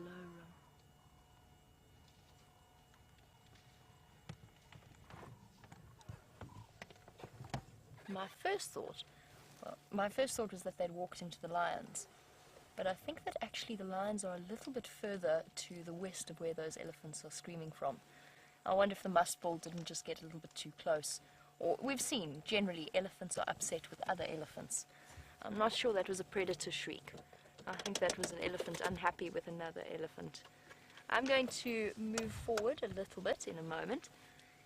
Just sat for a while to make sure that all of these elephants are happy and content with our presence. Just let the engine run for a second. That's because we've got a female and a cow that are a cow and a calf that are slightly separated from the rest of the group. Hey, big girl.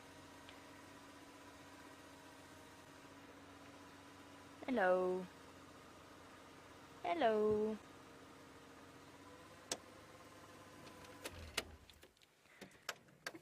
Hi, lovely female. What a beautiful afternoon.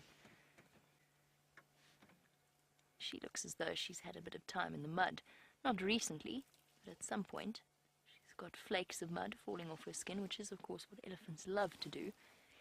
A natural sunscreen, as Ryan, who came here to do a guest safari, demonstrated by putting mud all over my face. It was most interesting. Very interesting experience. Thought it was very brave of him. But yes, elephants do coat themselves in mud. It helps to protect their skin from the effects of the harsh African sun. And also gets rid of all of those niggling itches.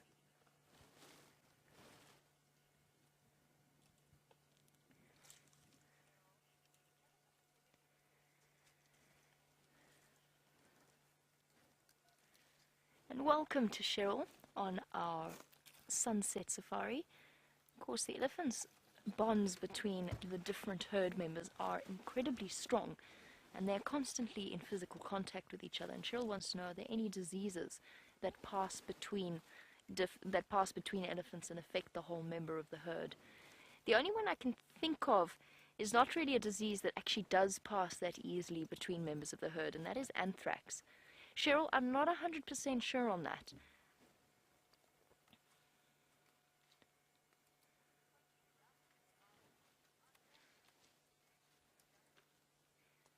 And wonderful news, while I think about the answer to that and try and rack my brains and think of any diseases that perhaps they get. Let's go over to James, because Cheetah Plains has delivered once again, and there are some jackal there. We're not on Cheetah Plains, everybody. We are at Aratuza. And Aratuza, James Richard, has granted your wish.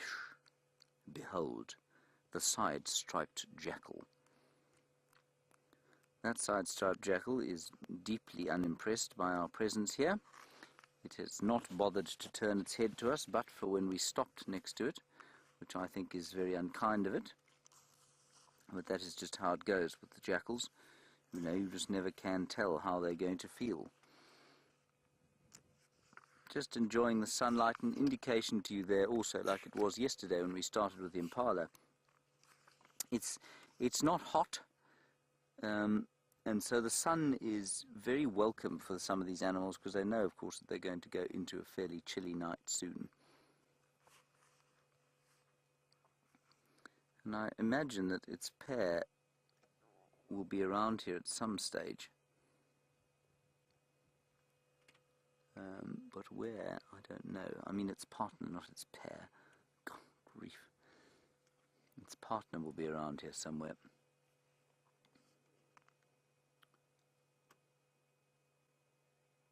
Just listen to the afternoon for a little while.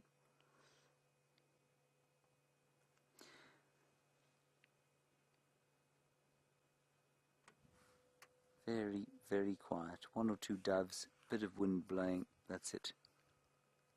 Ooh, I've spotted a pipit.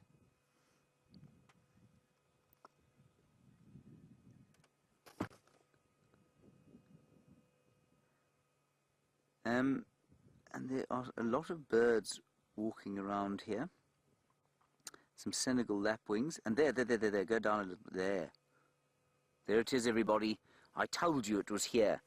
Viam, are you filled with a sense of joy and excitement like you've never been filled with before? The jackal was quite good, yes. Not the jackal. There's the pipit. It's that small 3 or 4 pixels that you can see there moving about. The striped pipit. And I won't take any contradiction as to which kind of pipit it is, because if you are contradicting me, it's only because, well, you can't actually see it.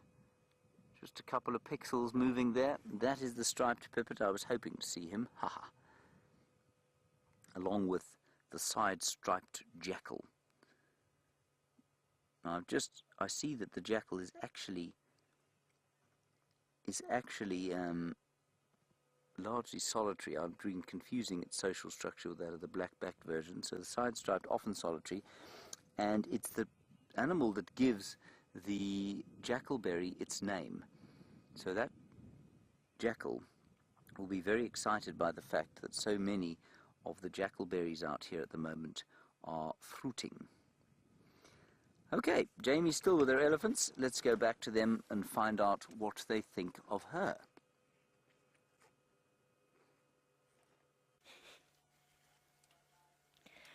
Okay, at this point, the elephants have found the lions, and they are racing away. There are other vehicles in the sighting, so unfortunately we can't go and watch. We just have to sit and listen.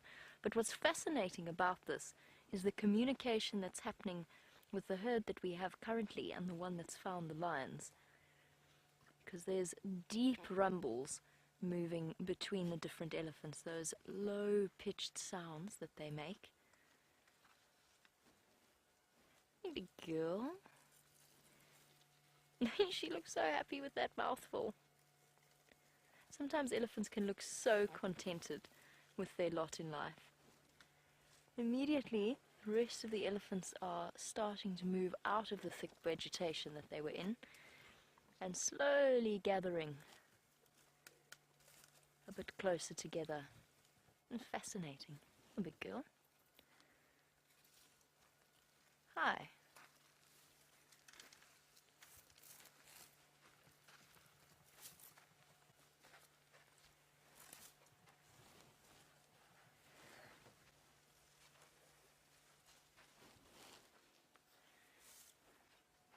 Okay, we'll keep movements nice and slow. Hello, big girls.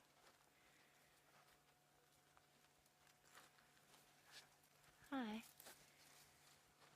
It's okay. We just happen to be sitting here. Hello, little one.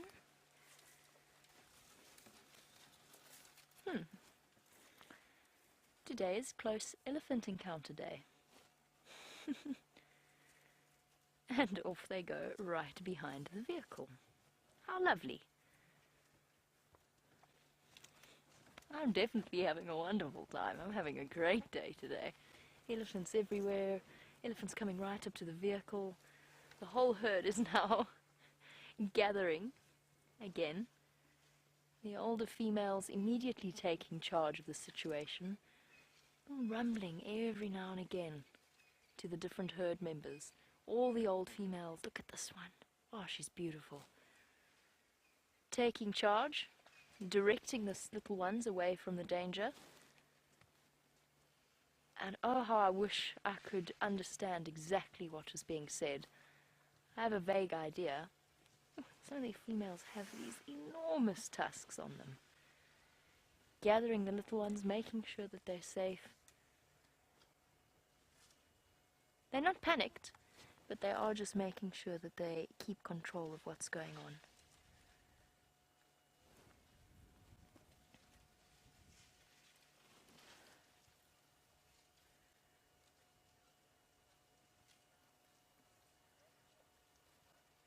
Another big one. Oh, young.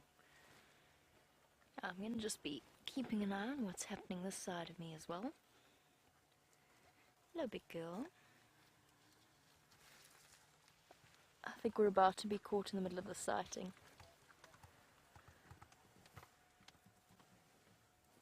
the vehicles coming.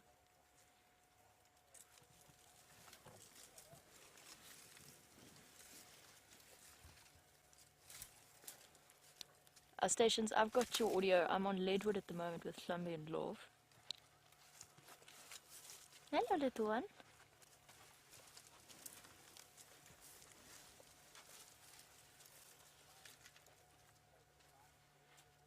Okay, I can hear the sounds of the vehicle as well.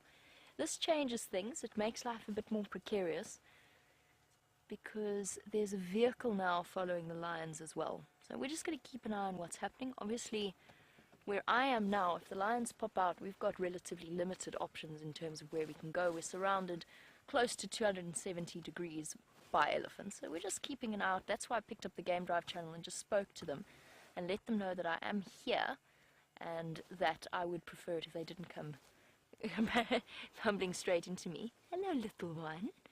For this exact reason. So that's why our elephants, not panicked, but they're obviously talking to the other elephants and got an idea of where to move their little ones to.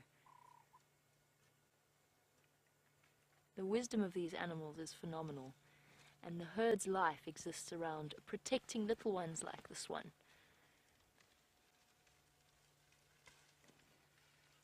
He's so cute. Nope, now is not time to suckle. Mommy wants to get you out of the way.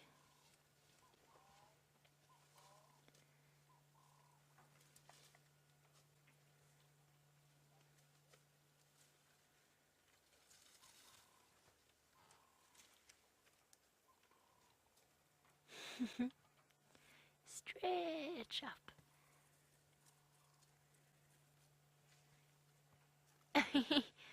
Oh shame, I don't think it got anything there. Mom keeping the baby moving. Of course, trunk coordination takes some time to learn, especially when you're eating on the run.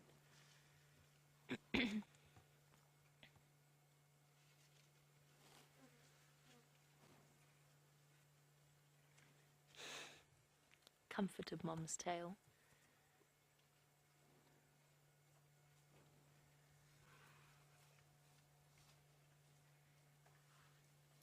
This little one, just over a year old. What's wrong, girl?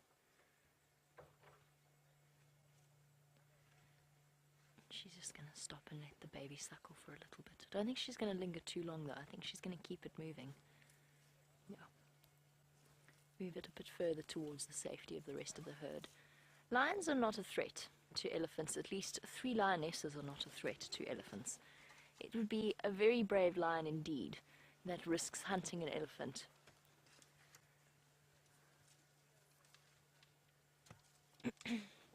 However, elephants in general do not like predators. They would prefer to avoid them, and they very often go out of their way to chase them. Wendy, welcome on this sunset safari. I hope you are enjoying this as much as I am. It is a thoroughly marvelous afternoon, full of my favorite big grey creatures. Wendy, yes you can. You can feel elephant rumbles through the ground. You can feel it vibrating through your feet. You can also feel it in your chest. When they're right up close to you, you get that brrrr. It's like a lion roar almost. A lion roar you can also feel. And it's something that whenever I've had guests that experience that, they always remark on. But if you do sit, and sometimes when I'm on my own with elephants, I sometimes just sit with my eyes closed. Obviously, once I've checked that everything's okay, I just sit with my eyes closed and I listen and I feel the vibrations of them talking to each other. Because it is something truly spectacular to experience.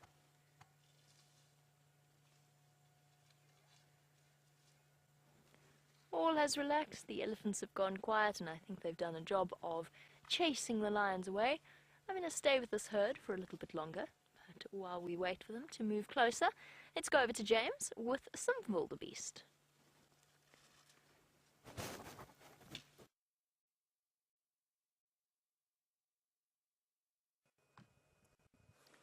Right, everybody, I think we're live. We have got wildebeest there.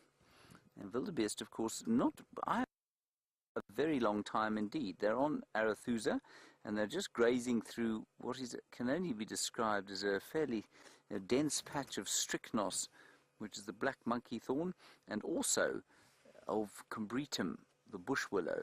Now, there are not many patches on Djuma, I have to say, that look like this anymore.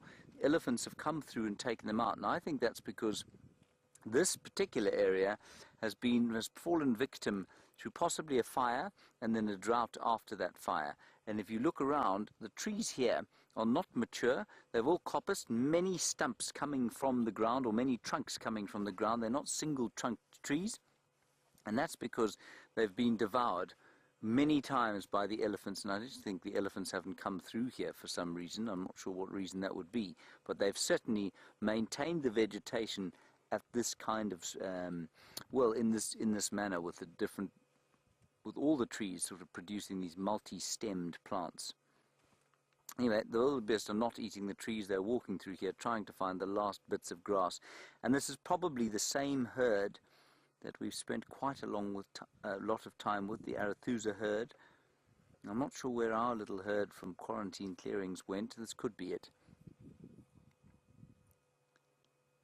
Best wildebeest sighting, but I thought a very good idea just to show you that there are still wildebeest around here.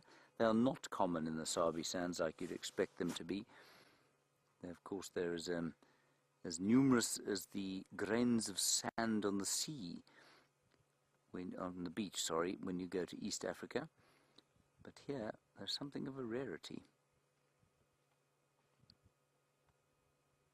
I think they're rather splendid fellows.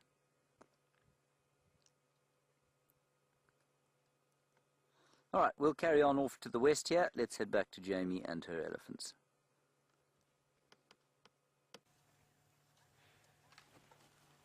And back with us once again, and our lovely elephant herd. I am just keeping a close ear to the ground, not literally, but listening to the game drive channel and also the sound of the vehicles moving off-road. It feels as though they're about to get to us, which would not be ideal for us. We obviously would have to move out of the sighting since it's already an existing sighting. So if the vehicles get any closer to us, then we will have to leave the elephants. I don't think they're going to, though, because I don't think the lions have any intention of jumping out of the frying pan into the fire, so to speak. Little ones. You will do as an appropriate place to rest my trunk and my food while I eat.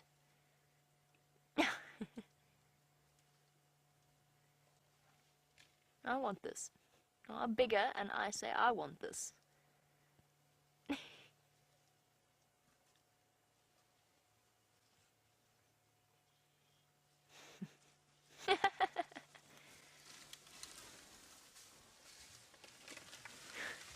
Panic! Oh no! Panic! It was an impala, you silly elephant! It was an impala! Bye, everybody.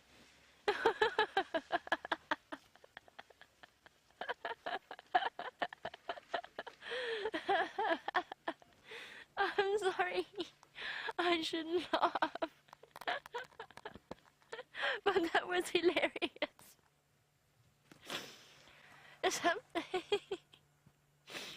Sometimes elephants are very smart, and sometimes they're animals with herd instincts. Because that was an impala. I thought it was a lion. It came streaking past me, behind me, and into the bushes. One poor, terrified impala that obviously stumbled into the wrong neighborhood. You know, impala can be pretty intimidating, especially if you're a massive elephant. Then they're really scary. All we needed to do was toss in a couple of Franklins there and we would have had a situation completely out of hand. Well, I think our elephant sighting's over.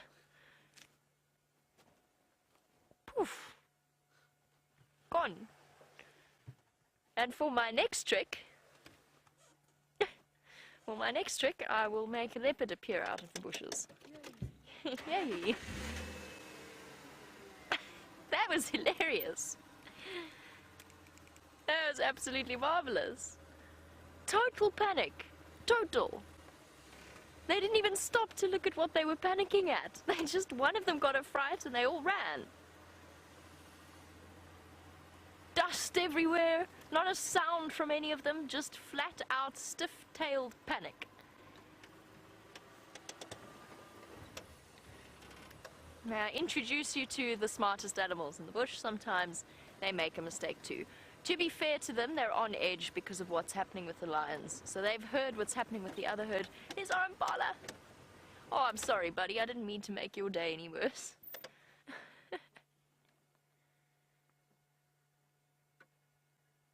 Can you imagine the thoughts that are going through that poor impala's head? Wandering around, minding my own business. The next thing, there's elephants thundering everywhere. Poor thing.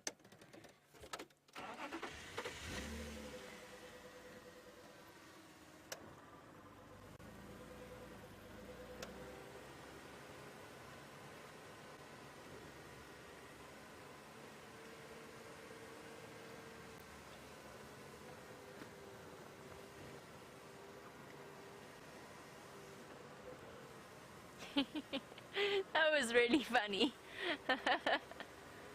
This poor impala, you just can't pick a good direction to go in. Come on, buddy. There's lions that way and there's elephants that way. I suppose this is the best direction.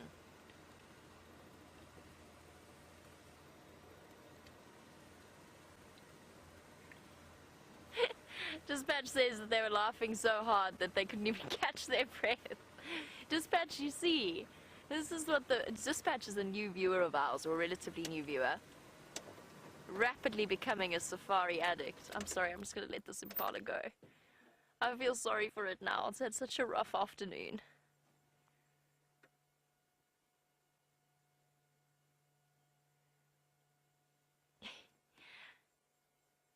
Shame. Definitely on alert now. So Dispatch, you're absolutely right. It's just one of those things that it's the marvel about live safaris. 1 minute you're sitting with a relaxed elephant herd, the next day are sort of several hundred tons of panic-stricken elephant racing away from an antelope that weighs roughly the same weight I do. Very scary. But I'm glad, Dispatch, that you managed to catch your breath sufficiently to continue on. I ran the serious risk of getting the giggles there because that was funny.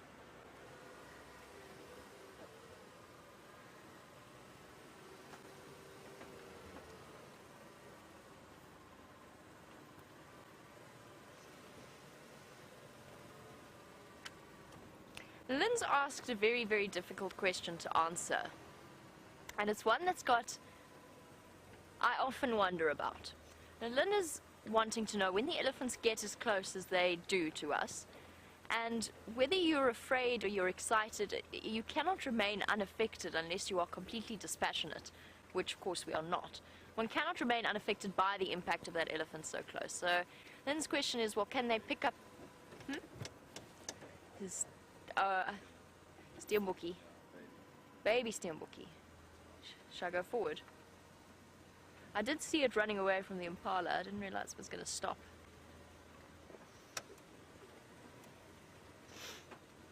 Sorry, Lynn. Distraction.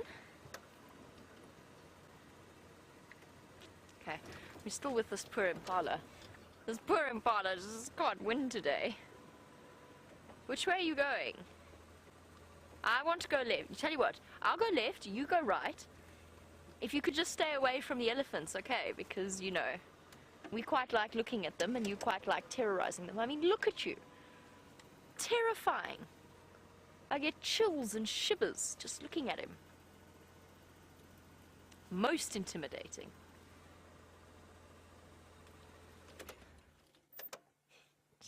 Just let him go. I'm sorry, Lynn. Lynn's question is a really, really nice one, and I don't know the answer to it. Can the elephant detect the rise of adrenaline in your body when they come right up close to us? Do I believe that elephants can sense fear and sadness and discomfort? Yes, more so than the impala can. Most definitely. This impala has no real idea what's going on. I don't blame him. Basically, he wants to go and munch on some grass and would like to do so unimpeded by large grey shapes in the vegetation. Lynn, I don't know. I do think, like horses can sense fear, dogs can sense fear.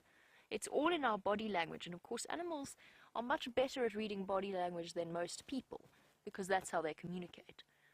Why do I talk to the elephants? I think first of all, it's because it's about the tone. Obviously they don't understand a word I'm saying, but they do understand tone. That I know, that I completely and absolutely firmly believe. They understand if you are cross or speaking calmly to them.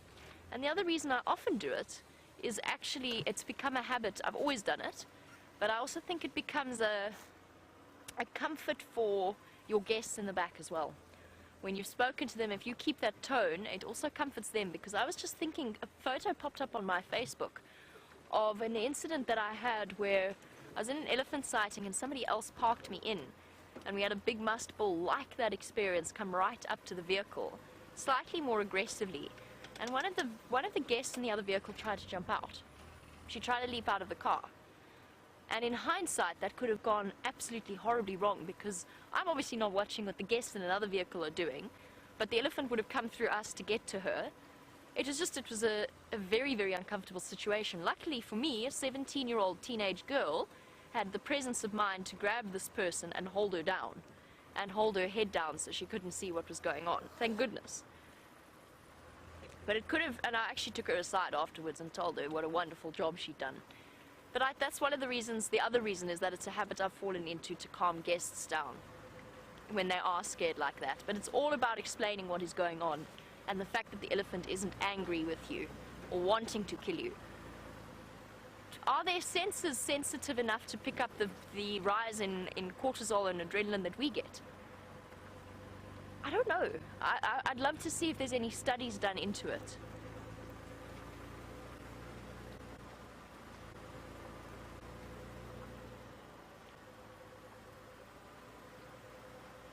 I'm going to give that some more thought. I think it's a beautiful question, and I'm going to do some more research into it as well. Now,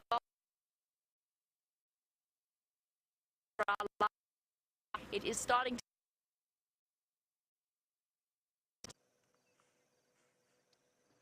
Right, we've just come to Arethusa. I mean, I hesitate to use the term dam at this stage. Really not much going on here in terms of water, but there are two very interesting things. Well, three. The fish eagles, you've just seen a fish eagle there. There is something that looks like it's crash-landed into the bog there. It looks like a small bog, a large bog monster. That's a hippopotamus, and it's alive. It's there on purpose. It is not there by mistake. It's walked into that, and that's all the water and moisture that there is left here, which is a bit sad. But off shining to the eastern side of this little waterhole is a massive journey of giraffe. 1, 2, 3, 4, 5, 6, 7 of them. Isn't that amazing? I just think that's too wonderful. Now the fish eagles are eating barbel or catfish. So I'm going to give you one more look at them, and then we're going to drive around the other side there and enjoy those giraffe. I think it's just a most fantastic sighting. Juvenile fish eagles, there were a few adults around, and I know that many of you've spent a bit of time here over the last little while, and there have been quite a few fish eagle sightings. There's an adult there. I'm just keeping an eye on the giraffe, but let's just have a look down here. You can see them eating now.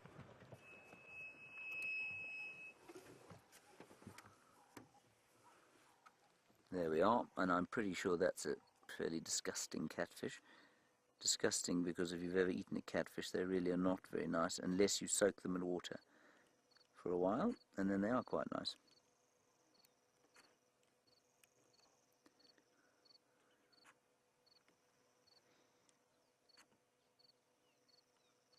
I don't think he soaked his in water though.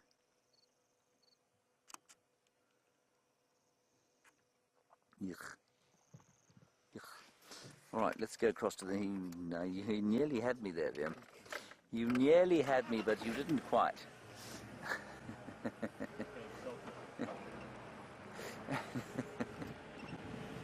I'm going to try and get across there just a little bit more quickly, because I think they're going to go off into the bushes, and then it won't be so easy to see them. Oh, there's another one here. 8 giraffes. Hello, Mrs. Giraffe. There she is, looking deeply surprised by her existence. I think she's watching the other fish eagles that have been flying in and out of here. Calling, beautiful call of the fish eagle, for many the quintessential sound of Africa. Some guinea fowl down there. Isn't that nice? I love watching guinea fowl. They also look much like the giraffe, deeply surprised by their existence. Let's go on and catch the other little journey of giraffe here. Many guinea fowl now on the right hand side, which we're not going to stop for. Get out of the way. Thank you so much. Yes, good evening. Hello. Right, these giraffe have disappeared as quickly as they appeared. Oh, there's one thundering across the road.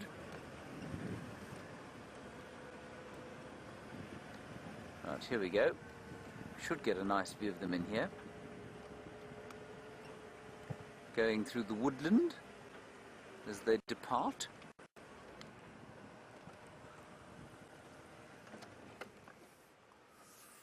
Oh, it's getting a bit chilly.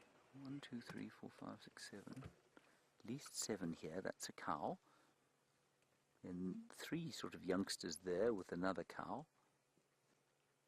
Isn't that nice? That's not a sighting we see every day, you know. It's quite unusual, and even Viam is, he's not objecting strongly, which is what he normally does when we see giraffe.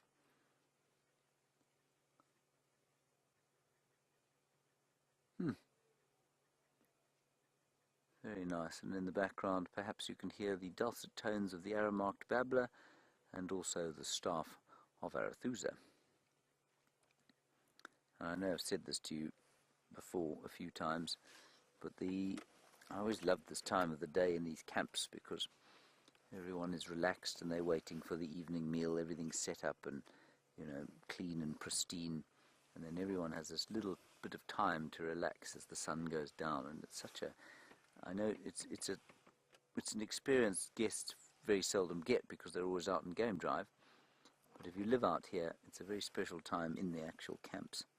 They're quiet and very peaceful places, especially if you happen to have a large water body in front of your camp and there be 8 giraffes and a hippo and a number of fish eagles there.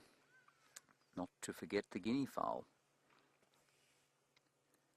They're eating ziziphus there, a buffalo thorn, very thorny, but very good eating, and that's actually good eating for humans too. Often asked if you could survive out here without food.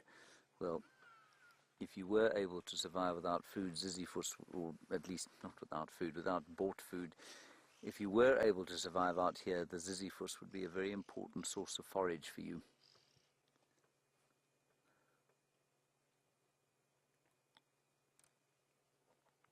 Imagine quite a nice Impalas steak wrapped in ziziphus leaves. What do you think, Viam? Some ostrich egg on the side. With some ostrich egg on the side, yes. Now, Mary Ellen, you make a very, very good point. Of course, landed on our shores today and arrived in our bushveld. What did you call him earlier? The Duke of Sydney. That's right, Viam called him the Duke of Sydney. Hayden Turner has arrived, and Mary Ellen, you say maybe these giraffes have arrived to welcome him. Well, I can't think of any other reason why they'd have come around here. They've been very scarce of late, so maybe indeed they have arrived in order that they might greet the Duke of Sydney.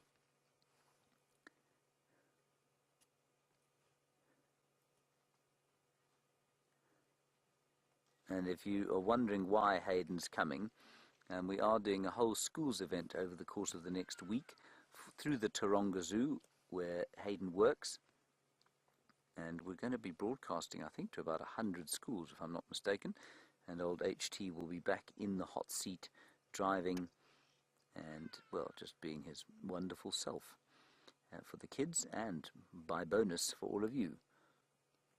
So that'll be for the next week, starting on Monday. He may or may not have a practice drive or two tomorrow. We're not sure yet what he wants to do. But certainly from Monday morning, he will be out. And we will be going early on Monday, and you can find it on our blog. There is a blog about it, but we will be going slightly early, 6 o'clock to 9 o'clock, as opposed to 6:30 to 9:30, which is just not very symmetrical, is it? So 6 to 9 feels much better just feels much better if you're a bit OCD.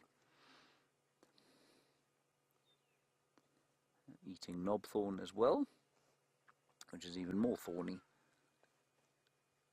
And guarri bushes. Now, you know when animals are eating the guarri bushes that we're definitely into the dry season, because they are not often browsed. Extensive chemical defensive mechanisms they have, and it's obviously, of course, why the leopards and lions so often use the guarri bushes to mark their territory.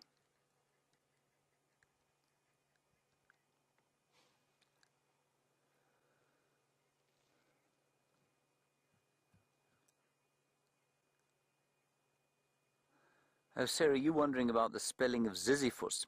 Sarah, it's Z-I-Z, Ziz, Z-I-Z-I-P-H-U-S,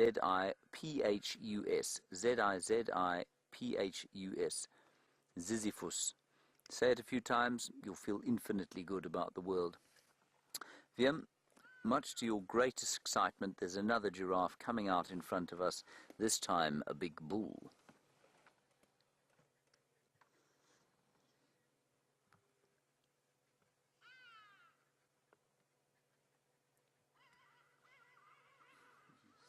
Look at him, isn't he? He's a really grizzled old fellow.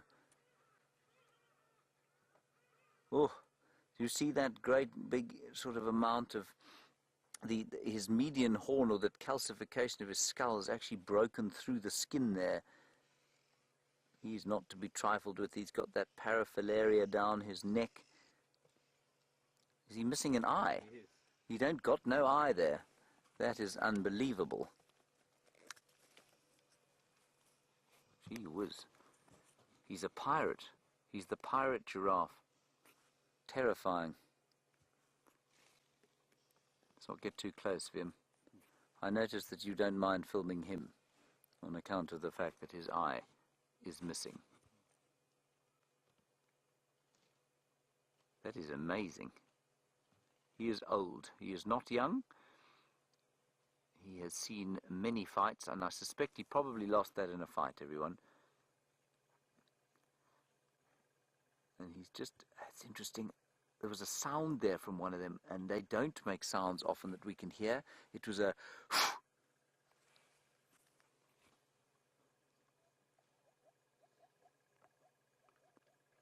He is interested in a little bit of action, I think, testing these females to see if they're ready to mate.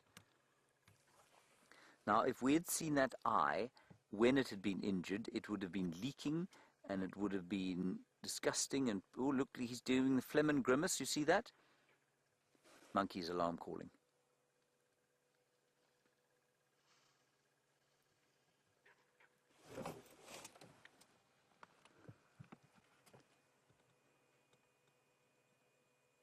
Monkeys calling from over there. They do see a huge distance.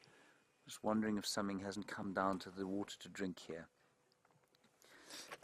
So that giraffe doing the phlegm and grimace, lifting the nose up. Yeah, they've stopped now. No, they haven't. Okay, something's up here. The phlegm and grimace, just testing to see if they're opening up a tract to the organ of Jacobson in the brain. And all right, let's go across to Jamie quickly. She's got another giraffe. Oh, well, James goes racing off to see what the monkeys are up to. Look at this. Welcome back, HT. The giraffe indeed have come back to say hello to Hayden. Well, certainly I will say that we certainly have been bereft of giraffe recently, and all of a sudden we've had an influx of them. Definitely not something I'm going to complain about, because sitting with them is always a pleasure. It has been a truly peaceful afternoon, apart from some interesting elephants. This giraffe is the perfect way to end off the light daytime part of our afternoon safari. And what my plans are for the rest of the day, we'll spend a bit longer with this gentleman, and then we're going to go and look for Karula. Herbert tells me that he had her tracks around Weaver's Nest Road, so that's what we're going to do. Oh, and he has chosen the best looking tree of all of them. So appetizing with all of its long white thorns. I think it might actually be a... Oh my goodness, the name's just gone out of my head. It's an acacia tree, and it's Acacia robusta. I can't remember what it's called, I'm sorry. I've just drawn a blank. It's a name that I've known my whole life, and I suddenly can't remember what this acacia tree is called. I say my whole life, I've known for a considerable percentage of my whole life. And he's giving us, we'll move swiftly onwards, giving us a perfect demonstration of his long melanin-impregnated tongue. As I said that, he of course turned his head away so that you've got no view of his long melanin-impregnated tongue. Darkened with melanin, of course, because it's a very tough pigment that allows him to do this.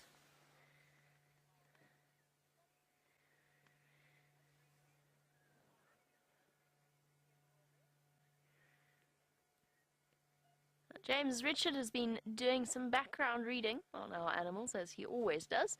And welcome, JR. Yes, a giraffe can walk whilst ruminating. I have seen them do that. I have never seen, you hardly ever see, any of the other ruminants do that. And that is because, one of the big reasons is because it's their equivalent of sleep in certain situations. So they can, once they settle down peacefully to have a ruminating session, basically what they're doing is their brainwaves start to imitate those of somebody in the deep stages of sleep. And ruminating, because they can't afford to switch off completely for long periods of time, is the way that we can.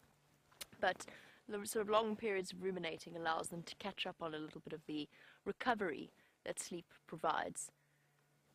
And I'm just going to let us have one last view of him. He is going to slowly disappear. I'm trying to think if I've seen any of the other ruminants do that, walk and ruminate at the same time. I don't think so.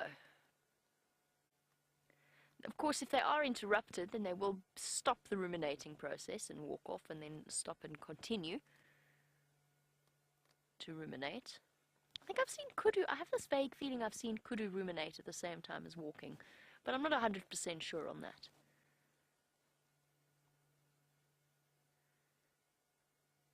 Be careful, mister.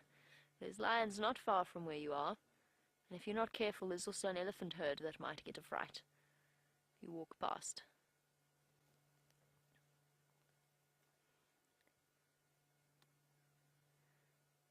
And that head motion is completely contrary to his natural positioning. So he's actually got to contract the muscles at the base of his neck to pull his head downwards like that. And that's because he's fighting, instead of gravity, he's fighting the natural tension of a very thick, incredibly thick tendon. Thick and powerful tendon that runs along the back of his neck and holds the head upright. So that the natural position is actually up rather than leaning forward like this, which makes total sense. Because imagine how exhausted your neck muscles would have to be, or would get, holding up a weight as heavy as a giraffe's head on the top of a 2-meter long neck or a 6-foot long neck. Definitely wouldn't get very comfortable after a while. A beautiful, rich, dark color. I think I've seen him here before. In fact, I think I've seen him very recently with Viam on Twin Dams Road. Oh. Here we go again. Elephants are all wandering through, finding the lions and chasing them. The poor Styx females are not having the best of times. I'm just going to turn on my Game Drive channel so I can hear what's happening with that sighting and who is there.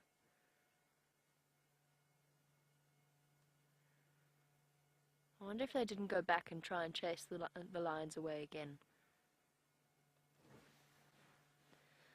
Okay, it is time for us to move, so as to make space for a bypassing vehicle. Here we go, at least a brief view of his tongue. Let's shift around, and make space for them. And leave our giraffe for now.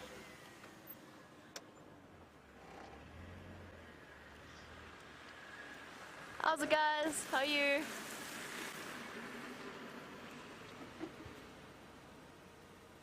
No, I don't think I've ever met him before.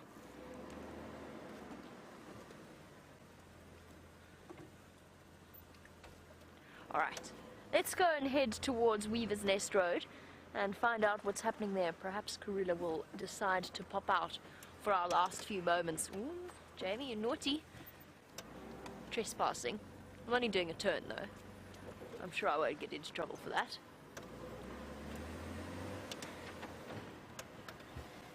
Let's go and see if Karula would pop out for our last few moments.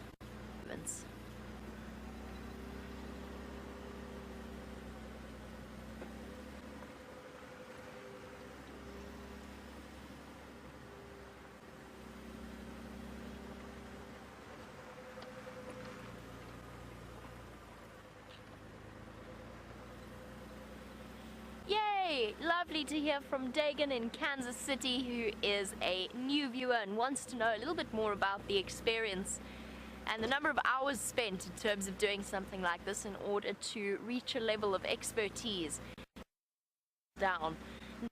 Fabulous to have you on board, and may I just for your question, and I'm glad that you are loving the live safari experience. So Dagan, I don't think any of us, funnily enough, will claim to be masters at tracking. We have met people who are masters at tracking, and they have spent more time than you can possibly imagine, because days can be quite long out here.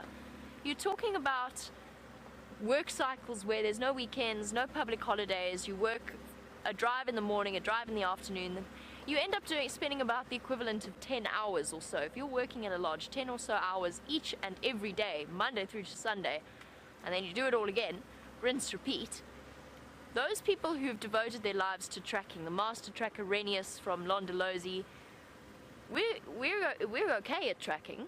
We find things, but those master trackers and somebody like Herbert, you just watch them, their eye skips from track to track, tracking what feels like things that are barely existence, the tiniest smudge in the soil, and they pick up that it is tracks like that.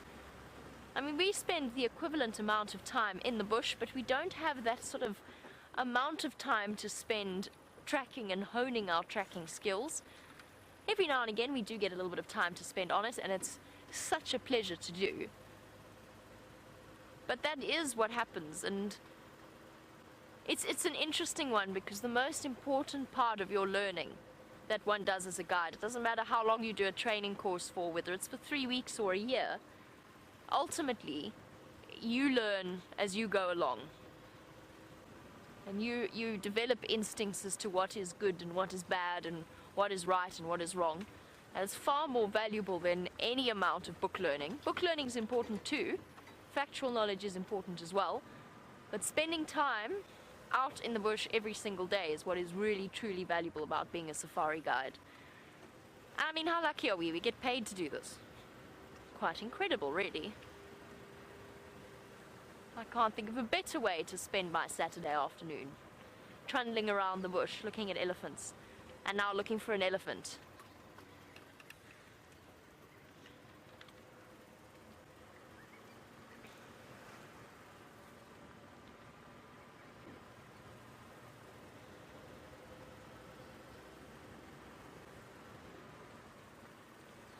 Now, this is one of Karula's favorite spots.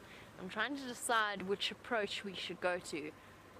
And from what I understand from Herbert, her tracks crossed Gowrie Main into this area.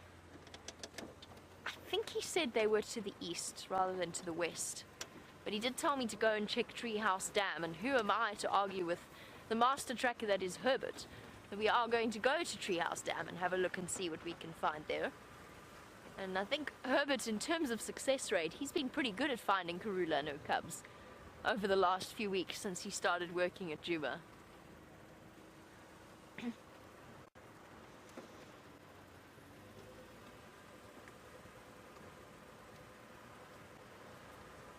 I hear that James has been wandering outside of the vehicle on Arethusa. Let's go and see what he's found for you to look at. Right. Well, we didn't find anything around the dam there. The monkey stopped alarm calling. I wonder if somebody in the camp just didn't toss a stone at one of them or something like that. It's perfectly normal. The monkeys become a real problem in the camps. Anyway, they stopped alarming. The giraffe melted off into the western horizon, and we then drove off along this road that we were originally going to come along called Parallel Road, hoping to see if we could find Shadow. But in the meantime, a whole lot of feathers. And they've definitely come from a dove that was killed here. And when you see a crime scene like this, of course, one wants to know what or who the perpetrator was. I'm not going to touch those feathers, mainly because I have a habit of sort of rubbing my face, and you don't want the bits and pieces of parasitic insecta and various others that live on birds to get into your mouth. But I think that was an African wildcat. And I think it was an African wildcat because it's very fastidiously picked all the feathers out. It hasn't carried it away, and I think it's eaten there quickly, hasn't swallowed the feathers and melted off into the bush. And you know, owning house cats like many of you do, you will know that when a house cat catches a bird like that, that's basically what they leave. If it had been, say, an African hawk eagle or something like that, they would have carried it off up into a tree. I think it's probably a bit small for a leopard to have killed, and a leopard will generally not eat out in the open like that. They'll take it off into the shelter. So I'm going to go with something like an African wildcat, maybe a serval, maybe even something like a caracal, which I've never seen here before. So that's what happened there. Quite an interesting little crime scene. Right, some lights perhaps, Viam? Good idea? Yes. Good. And more lights in front. There we are. On we go.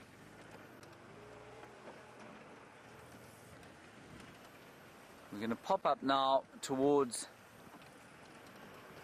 the eastern boundary of Djuma.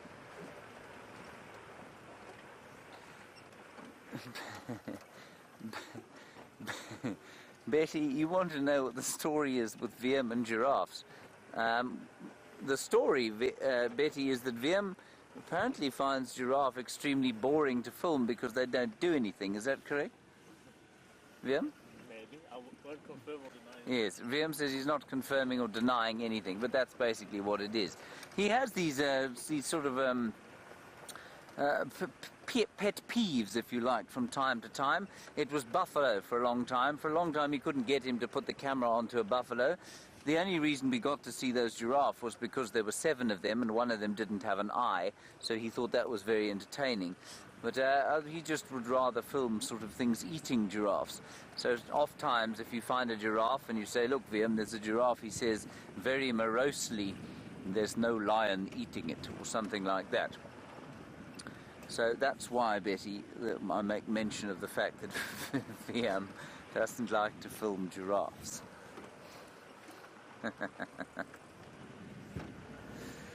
Darkness is falling, the temperature is plummeting, and I think we're in for a chilly night, but the afternoon temperature today is indicative of the fact that we are coming to the end of the winter now, which is rather special.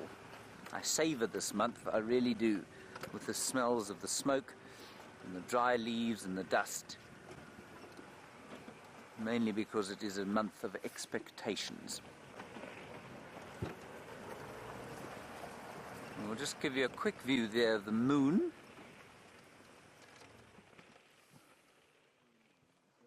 Have you got it there? There we are. Well done, Wiem.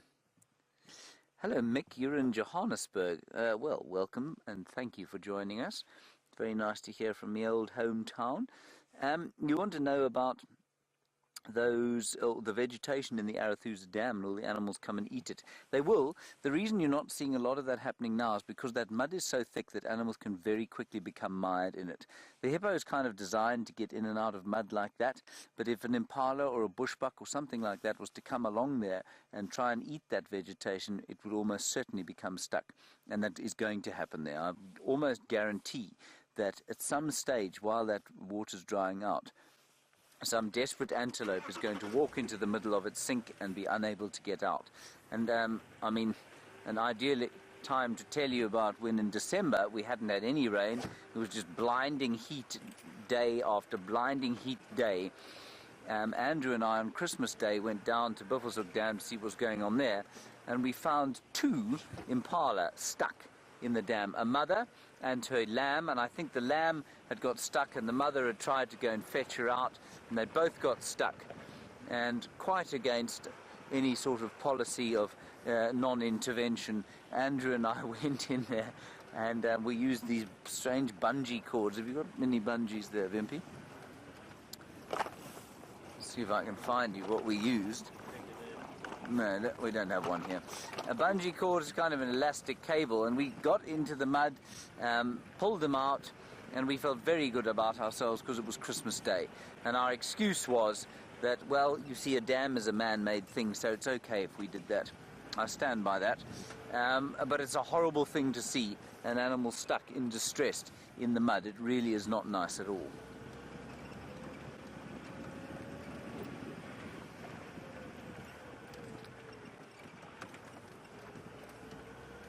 All right, let's head across to Jamie. She's got the moon and a surprise.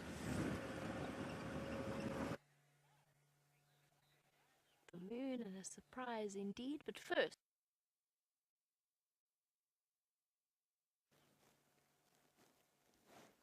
Isn't it absolutely beautiful? Look at that crater. The one thing that this camera allows us to do is get right up close. Ah, what's it? It's now waxing crescent. Must be. We've just passed full moon. The Cheshire Cat smile is how I always think of it.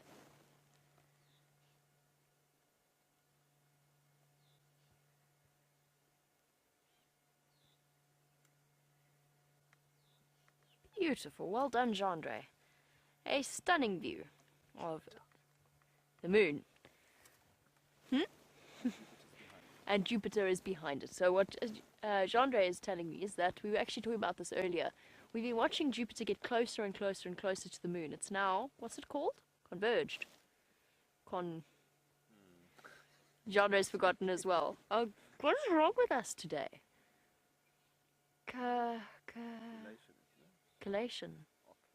Oculation. It's the Jupiter-lunar oculation. Yay! Bravo! Gendre and myself showing off our celestial knowledge. It is the Jupiter-lunar oculation. In other words, Jupiter is now behind the moon. As for your surprise, I think you might even have... Oh no, you won't have seen him.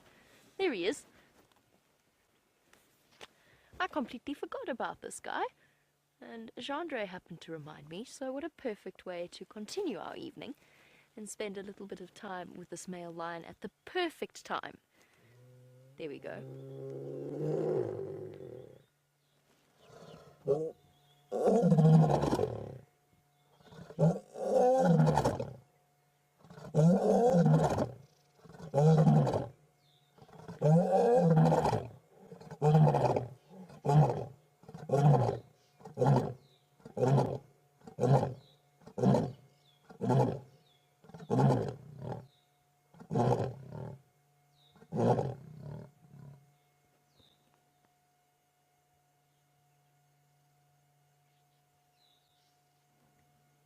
Well, that was perfect timing. Thanks, boy.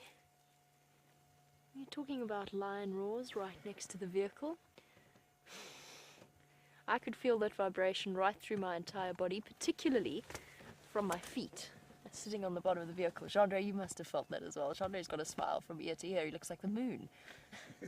His crescent smile. He's gone straight back. Oh no, he's up. I was about to say he's gone straight back to sleep. It's very common to see a male lion roaring lying down. It actually helps for the sound to go further, basically amplifying it. I was about to say this is the perfect time to be sitting with a flat male lion, because there's a very good chance that he's going to get up and do something. He didn't get up, but he certainly treated us to a display of his vocal prowess.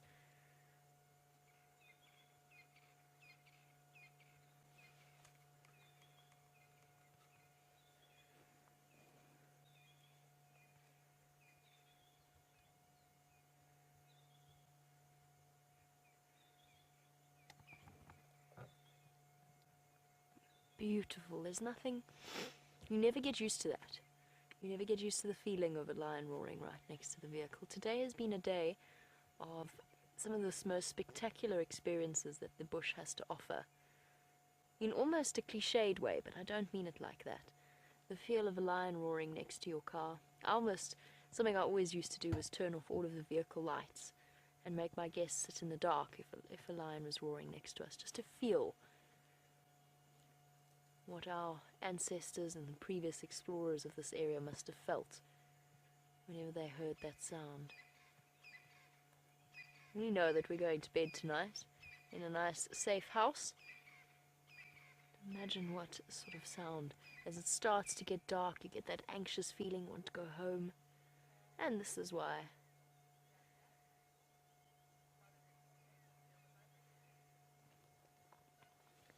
And some of you felt the vibrations of that lion roaring all the way across the world. Very special.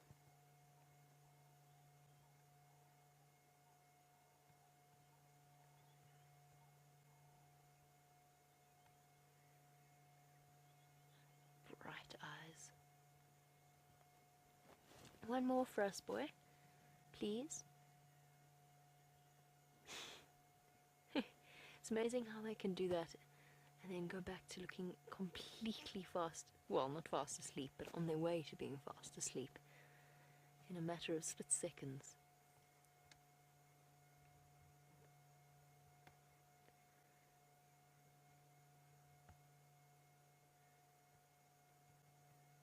His dark lashed eyes and his nose slowly darkening with age.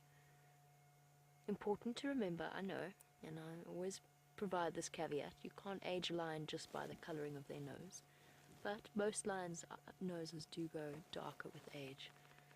Look at that. Piercing yellow eyes.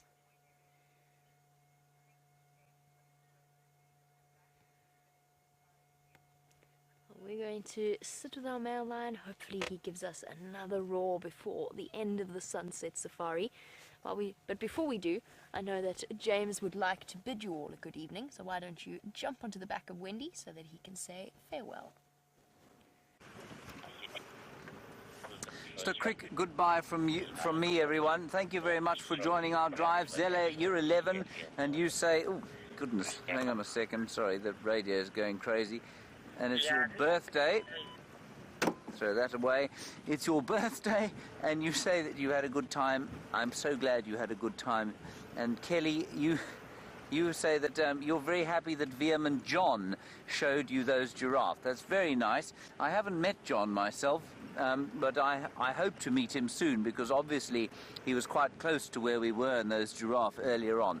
So Kelly, John bids you a fond farewell, and from me, James, and Viam, we both bid you all a fond farewell as well. We'll see you tomorrow morning at 6:30. Until then, let's go back to Jamie and the lion. And a big farewell to James, and I'm sure we will discuss the day's events over dinner tonight and just talk about our various marvellous experiences, as we always do after a pleasant evening spent in the African bush. Come on, boy. One more for us, please, before the end. Mike has just called in. Some of the lions are calling around Torchwood, and they've found Amber Eyes and one of the male lions in Buffelshoek. And she is currently mating with one of his either brothers or cousins, part of the Birmingham Boy Coalition. Well, we started off our safari this afternoon talking about the way that the way that prides and the way that coalitions work, and we spoke about the fact we were with the Styx Pride. They were under the control, or underneath the territorial control, reign, perhaps is the best way of describing it, of a coalition called the Birmingham Boys. So for new viewers, this is one of the Birmingham Boys. He is, in fact, I think he's the largest of the oldest of the Birmingham Boys. He's known by some as Blondie, he's known by others as the Hoff, depends upon who you ask. His more official name out here, in terms of what the guides call him, is in fact the Hoff, which, you know, kind of makes me giggle every time I say it's the Hoff. It's intimidating.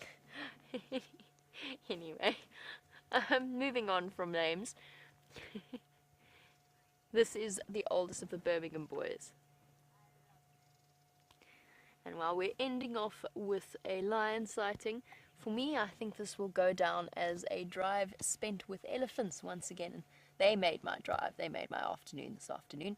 And not that the lions aren't wonderful as well, but Gracie, it's an absolute pleasure. I'm so glad that you were watching, and I'm so glad that we had so many really lovely elephants to show you. They truly were very special this afternoon, weren't they? And I know that they're one of Gracie's favorites. So I'm so glad that we could share it with you, sweetheart. And we'll finish off with our last. Come on, boy. Come on, boy. You've got 4 minutes. 4 minutes. One more roar for us.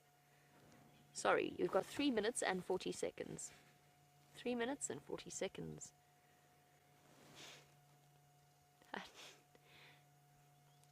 He doesn't look terribly inclined. But then he didn't when we first turned the camera onto him, and look how that changed in a split second.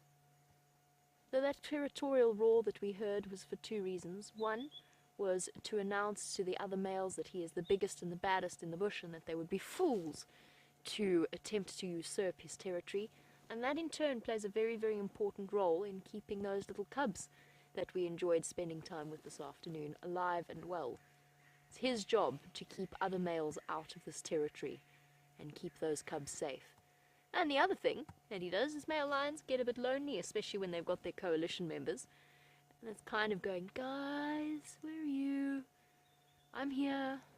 Contact calling, because that roar travels the farthest.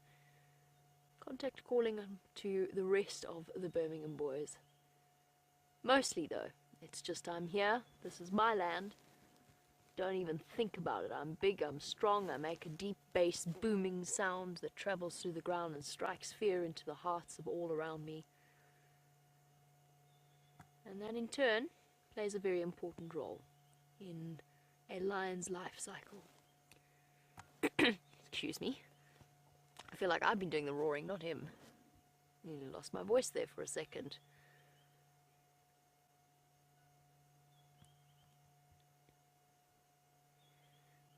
And as the Olympic Games kick off, our champions of the sleeping challenge.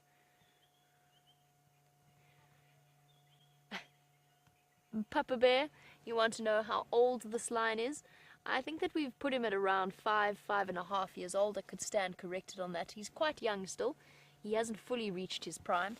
I think the oldest of them, he must be close to 5.5 now. Yes, 5.5 would be the rough age that I would put him at. I've actually met somebody recently who knows the Birmingham boys from when they were cubs, and I'm going to try and dig up a little bit more in terms of information about them and their background before telling you anything more. But that is something that I'm working on and trying to find out, because there's nothing like it's one thing hearing it second hand and the sort of the rumor mill. It's a very different thing hearing it from somebody who actually spent time with them when they were cubs and watched them grow up as part of a pride. So I'm very curious to hear what he has to say, and I'll get back to you on that. Find out a little bit more about the true history of our Birmingham boy coalition. Come on, boy, 60 seconds. Luckily, I've got my fantastic lion roar impression ready. No, it didn't work. Funny that. I listened to it very softly, but I thought it was pretty much spot on. And unfortunately, I think we're going to run out of time. And it's time for us to say goodbye. So a very big thank you to Gendre for all of his fantastic camera work and for not jumping off the vehicle whenever the elephants are close. We appreciate that more than you will ever know. As well as to Jerry and to Rebecca in Final Control. I hope that you had a wonderful time directing us, and a big thank you to all of you watching across the globe. Join us for the Sunrise Safari. Hopefully we'll have more exciting things planned. Bye-bye.